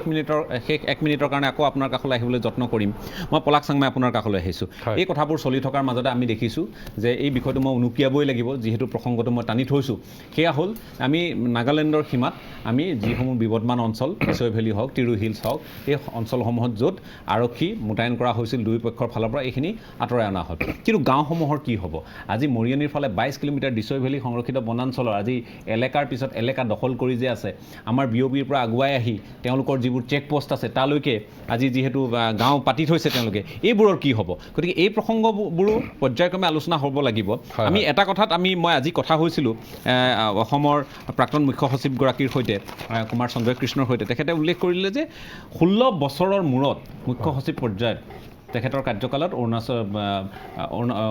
তেওঁলোকে নাগালেণ্ডৰ মুখ্য সচিব পৰ্যায়ত আলোচনা কৰিলেগৈ আৰু 22 বছৰৰ মূৰত অৰুণাচলৰ সৈতে গৈ আলোচনা কৰিলে। গতিকে ক'ৰবাত নহয় ক'ৰবাত এটা বাট আমি মোকলাব লাগিব আৰু এই বাট মোকলালে নিশ্চয় অনাগত সময়ত কথাবোৰ ভাল দিশলৈ গতি কৰিব বুলি তেখেতে আজি ফোনযোগে কিছু কথা জনাইছিল এই বিষয়টো সন্দৰ্ভত জানিব খোজোতে। মই আপোনাৰ কাষলৈ আহিছোঁ। এতিয়া এই কথাবোৰ আমি বেছি সময় মানুহক অন্ধকাৰত ৰাখিব নোৱাৰিম। নাগালেণ্ডে পতা গাঁওবোৰ কি হ'ব, মিজোৰামে পতা গাঁওবোৰ কি হ'ব, সময় কম। আপুনি গোটেই চাওক, আপুনি ৰাজদীপ ভাই, এই 434 কিলোমিটাৰ যিটো সীমা, সেই সীমা বিবাদ কেতিয়াৰ পৰা সৃষ্টি হৈছে? সেই সীমা বিবাদ যদিও বা আপাতত দৃষ্টিত 64 চনৰ 63-64 চনৰ পৰা নগা পাৰ্বত্য জিলাখনক নগা ৰাজ্যলৈ ইয়াত পূৰ্ণাংগ ৰাজ্য হিচাপে ঘোষণা কৰা হৈছে, তাৰ বহু পূৰ্বৰ পৰা কিন্তু এই পাহাৰীয়া ৰাজ্যৰ পৰা অসমলৈকে প্ৰত্যাক্ৰমণ আক্ৰমণ চলি আছিল, স্বৰ্গদেউসকলৰ দিনতো চলিছিল। কিন্তু এই গোটেই বিষয়টো কেতিয়াৰ পৰা বিশেষকৈ গা কৰি উঠিল? 64 চনত যেতিয়া বিমলা প্ৰসাদ চলিহাৰ মুখ্যমন্ত্ৰী আছিল, তেতিয়াই বনাঞ্চল বেদখল মুক্ত কৰিছিল অসম চৰকাৰে, কিন্তু তেওঁ পিছ মিটৰ সদস্য আছিল। সেই সময়তে নগা বিদ্ৰোহী সংগঠনৰ লগত আলোচনা চলি আছিল আৰু সেই বেদখল মুক্ত কৰাৰ পৰা বন্ধ কৰি দিছিল, সেই এভেকশ্যনবিলাক বন্ধ কৰি দিছিল। তাৰ পৰৱৰ্তী পৰ্যায়ত চাব, যেতিয়া বৰবৰুৱা চৰকাৰ আছিল 79ত উৰিয়াম ঘাট আৰু মেৰাপানীত যেতিয়া প্ৰায় 100 মানুহ হত্যা কৰা হৈছিল, তাৰ পৰৱৰ্তী পৰ্যায়ত এই যিবিলাক গাঁও, সেই গাঁওবিলাক আমাৰ অসমৰ গাঁও আছিল আৰু তেওঁলোকে দখল কৰাৰ পৰৱৰ্তী পৰ্যায়তহে বিবাদমান অঞ্চল হিচাপে চিহ্নিত হৈছে। এই আটাইবিলাক 464 কিলোমিটাৰ যিটো এলেকা, সেই এলেকাত সৰহসংখ্যতে দেখিব সেইবিলাক অসমৰ মাটি আছিল। তাত তেওঁলোকে আগ্ৰাসন কৰিছে, তেওঁৰ অসমৰ মানুহক হত্যা কৰিছে, আৰক্ষীক হত্যা কৰিছে। তাৰ পিছত এখন বুজাবুজি চুক্তি হৈছে, সেই বিবাদমান অঞ্চল হিচাপে সেইবিলাকত চিহ্নিত কৰিছে। বিবাদমান অঞ্চল হিচাপে বিবাদমান, যেতিয়া উদাহৰণস্বৰূপে চাব আপুনি মিজোৰামৰ যিটো অঞ্চল, সেই অঞ্চলতো কাইলৈ এখন ধৰি লওক বুজাবুজি এখন চুক্তি হ'ল, এই অঞ্চল বলিদান অথলে নাযাওক, নিশ্চিত হবে বলিদান তেওঁলোকে দিছে, কোনো তাত আমি সকলোৱে তেওঁলোকক আজি শ্ৰদ্ধাৰে সোঁৱৰিছোঁ, তেওঁলোকৰ কথাখিনি যাতে অথলে নাযাওক। মই 30 ছেকেণ্ডমান সময়হে পাম আপোনাৰ কাষলৈ। আমি যেনেকৈ মুখ্যমন্ত্ৰী ডাঙৰীয়াই কৈছে 1 ইঞ্চি মাটি এৰি নিদিওঁ, সেইকাৰণে আমি তেওঁৰ লগত আছোঁ, অপেন ছাপোৰ্ট দিছোঁ। আৰু আমাৰ বিশ্বাস এইটো কৰিব এই দৃঢ়তাটো দেখুৱাওক এই দৃঢ়তা কমলাক্ষদেৱ প্ৰকাশ 1 ইঞ্চি মাটি যিটো কৈছে এইটো এনেকুৱা নহয় যাতে এই যে পাল্লা বাংলাদেশৰ পাল্লা তলত যেনেকুৱা হৈছিল আৰু বাংলাদেশত 1 ইঞ্চি মাটি নিদিওঁ পিছতে দেখা পালোঁ যে বাংলাদেশৰ গোটেই মাটিখিনি দি দিছে সেইটো কাৰণে মই ভাবোঁ যে আমি ছাপোৰ্ট দি আছোঁ এইটো কাৰণে দি আছোঁ আমাৰ মাটি আমাৰ ৰাইজ আমাৰ মা দেউতাবিলাক যাতে ভালকৈ অসমত থাকিব পাৰে এইটোৱে কথা নহ'লে এই যে বেটেলিয়ানৰ কেইটা মৰিলে সিহঁতৰ মা দেউতা কেনেকুৱা কান্দি আছে এইটো ঘৰত গ'লে গম পায় এইটো কাৰণে মই ভাবোঁ যে আজিৰ দিনত আমি গোটেই এক হৈ কেনে এই মিজোৰামৰ আগ্ৰাসনৰ পৰা আমাৰ বাচিব লাগে আৰু অসমখন যাতে সুস্থ এবং তেওঁলোকে দৃঢ়তাৰে পদক্ষেপখিনি ল'ব লাগে আলোচনাত তেওঁলোকক বুজাই থৈ আহিব পাৰিব লাগে মই হেমা কথা কৰি আপোনাৰ কাষলৈ আহিছোঁ 30 ছেকেণ্ড ইয়াতে এটা ৰিয়েকশ্যন এটা দিব লাগিব ৰিয়েকশ্যন বাংলাদেশক মাটি দিয়া হোৱা নাই বাংলাদেশক অকল মাটি দিয়া হোৱা নাই বাংলাদেশৰ পৰা মাটি লোৱাও হৈছে এইটো কথা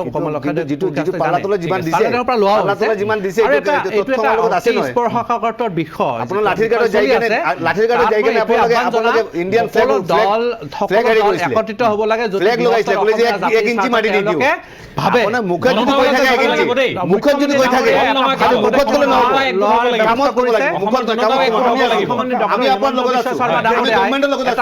পদক্ষেপ লোৱাৰ ব্যৱস্থা কৰিছে মুখ্যমন্ত্ৰী হিমন্ত বিশ্ব শৰ্মা ডাঙৰীয়াক সকলোৱে সহযোগিতা কৰিব লাগে আৰু নিশ্চয়কৈ ডক্টৰ হিমন্ত বিশ্ব শৰ্মাৰ ওপৰত অসমৰ ৰাইজৰ সকলো অসমৰ ৰাইজৰ বিশ্বাস আছে যে ডক্টৰ হিমন্ত বিশ্ব শৰ্মা ডাঙৰীয়াই এই কামটো সহজে তেওঁ নিষ্পত্তি কৰিব পাৰিব আৰু বৃহত্তৰ অসমীয়া জাতিৰ স্বাৰ্থত তেওঁ কাম কৰিব তাত কোনো সন্দেহ নাই ঠিক আছে আমিও ভাবোঁ যে সেইখিনিয়ে হওক আৰু কেৱল চৰকাৰ দল বুলি নহয় আমাৰ আহ্বান অসমৰ জনতাও ঐক্যবদ্ধ হ'ব লাগিব বিষয়টোত বহুতা বিভক্ত এখন সমাজত আমি বসবাস কৰোঁ কিন্তু চিন্তাৰ আমাৰ মিল আমি প্ৰতিফলিত কৰিব পৰা নাই বহু সময়ত গতিকে এইখিনি প্ৰতিফলিত হওক যিটো উদাহৰণ মিজোৰামে দেখুৱাইছে অসমে দেখুৱাওক সেই কথাটো আমি অতি আগ্ৰহেৰে বিচাৰিছোঁ মই 1 মিনিটৰ কাৰণে 1 মিনিট সময় নাপাম অৱশ্যে মই গোস্বামী ডাঙৰীয়া শেষত আপুনি কি ক'ব মই এটা কথা ক'ব খুজিছোঁ যে এই বিষয়টো লৈ পেলাই পুনৰ সুপ্ৰিম কোৰ্টলৈ যাবৰ কোনো দৰকাৰ নাই যদি সুপ্ৰিম কোৰ্টে যায় তেনেহ'লে সুপ্ৰিম কোৰ্টে আমাক সীমা উলিয়াই নিদিয়ে দেখুৱাই নিদিয়ে গতিকে যদি দৰকাৰ পৰে তেনেহ'লে ছাৰ্ভে অফ ইণ্ডিয়াক কওক যে তেওঁলোকে আমাক সীমাটো দেখুৱাই দিয়ক তাৰ বাহিৰে অন্য আমাৰ কৰিবলগীয়া কাম একো নাই কাৰণ সীমা ইতিমধ্যে চিহ্নিত হৈ আছে হয় মই ধন্যবাদ জনাইছোঁ এইখিনি কথা স্পষ্টভাৱে কোৱাৰ বাবে ধন্যবাদ জ্ঞাপন কৰিছোঁ অংশগ্ৰহণ কৰাৰ বাবে প্ৰতিগৰাকী আলোচকক আজি ধন্যবাদ জ্ঞাপন কৰিছোঁ আমি যিহেতু গোটেই বিষয়টো আলোচনা কৰিছিলোঁ আৰু এই বিষয়টো আলোচনা কৰোঁতে আপোনালোকে সকলোৱে গম পাইছে যে আমি আজি নাগালেণ্ডৰ প্ৰসংগও টানি আনিছোঁ এইকাৰণে আনিছোঁ কাৰণ নাগালেণ্ডৰ মুখ্য সচিবৰ সৈতে অসমৰ মুখ্য সচিবৰ যি আলোচনা যি চুক্তি সম্পাদিত হৈছে এই চুক্তি সম্পাদিত হোৱাৰ পিছতেই আৰক্ষী আঁতৰাই অনাই হৈছে আৰক্ষী আঁতৰাই নিয়াৰ পিছত সীমান্তৰ একাংশ লোক তেওঁলোক ভীতিগ্ৰস্ত হৈছে একেই পৰিৱেশ যাতে মিজোৰামৰ সীমান্ত বা সীমামূৰীয়া অঞ্চলসমূহত নহওক সেইটো আমি বিচাৰিছোঁ তাৰ লগতে আমি এইটো আহ্বান জনাব খুজিছোঁ ৰাজ্য চৰকাৰৰ প্ৰতি যে ৰাজ্য চৰকাৰখনে লাইলাপুৰ কাণ্ডক লৈ তেওঁলোকে কোনো ধৰণৰ বা শাসকীয় হওক বা বিৰোধী দলেই হওক কোনো ধৰণৰ ৰাজনীতিক যাতে প্ৰশ্ৰয় নিদিয়ে আৰু এই লোকসকলৰ ত্যাগ যাতে অথলে নাযায় যি 6 গৰাকী লোক বা 7 গৰাকী লোকৰ প্ৰাণ হানি হৈছে আৰক্ষীৰ 6 গৰাকী আৰু বাকী সাধাৰণ নাগৰিকৰ প্ৰাণ হানি হৈছে তেওঁলোকৰ এই যি বলিদান এই বলিদান যাতে অথলে নাযায় আৰু এই কথাখিনিৰ আঁত ধৰি আমি যাতে দৃঢ়তাৰে আমাৰ সীমা সুৰক্ষিত কৰিব পাৰোঁ সেই কথাখিনিৰ ওপৰত গুৰুত্ব দি অতুল বৰা আৰু অশোক সিংহল আগবাঢ়ক অন্যথা কিন্তু সকলোৱে বাট চাই ৰৈছে যে এই বিষয়টোত যদিহে ৰাইজে বিচৰাৰ ধৰণে অসমে বিচৰাৰ ধৰণৰ কথাবোৰ নহয় অসমে যদি মাটি এৰিবলগীয়া হয় বৃহৎ হাৰত এৰিবলগীয়া হয় কাৰণ এতিয়াও প্ৰায় 70,000 চৰকাৰী তথ্যমতে 70,000 হেক্টৰ মাটি চুবুৰীয়া ৰাজ্যৰ বেদখলৰ কবলত পৰিছে আজিৰ তাৰিখতো অৰুণাচল সীমান্তত গুলীয়াগুলি হৈছে এই কথাবোৰে যাতে অসমৰ ৰাইজক আৰু অধিক ব্যথিত নকৰে দুখ নিদিয়ে তাৰ প্ৰতি লক্ষ্য ৰাখি ৰাজ্য চৰকাৰে ভূমিকা লওক মন্ত্ৰীসকলে ভূমিকা লওক সেই আশাৰে আজিৰ পৰ্যবেক্ষণ ইমানতে সামৰণি মাৰিছোঁ ধন্যবাদ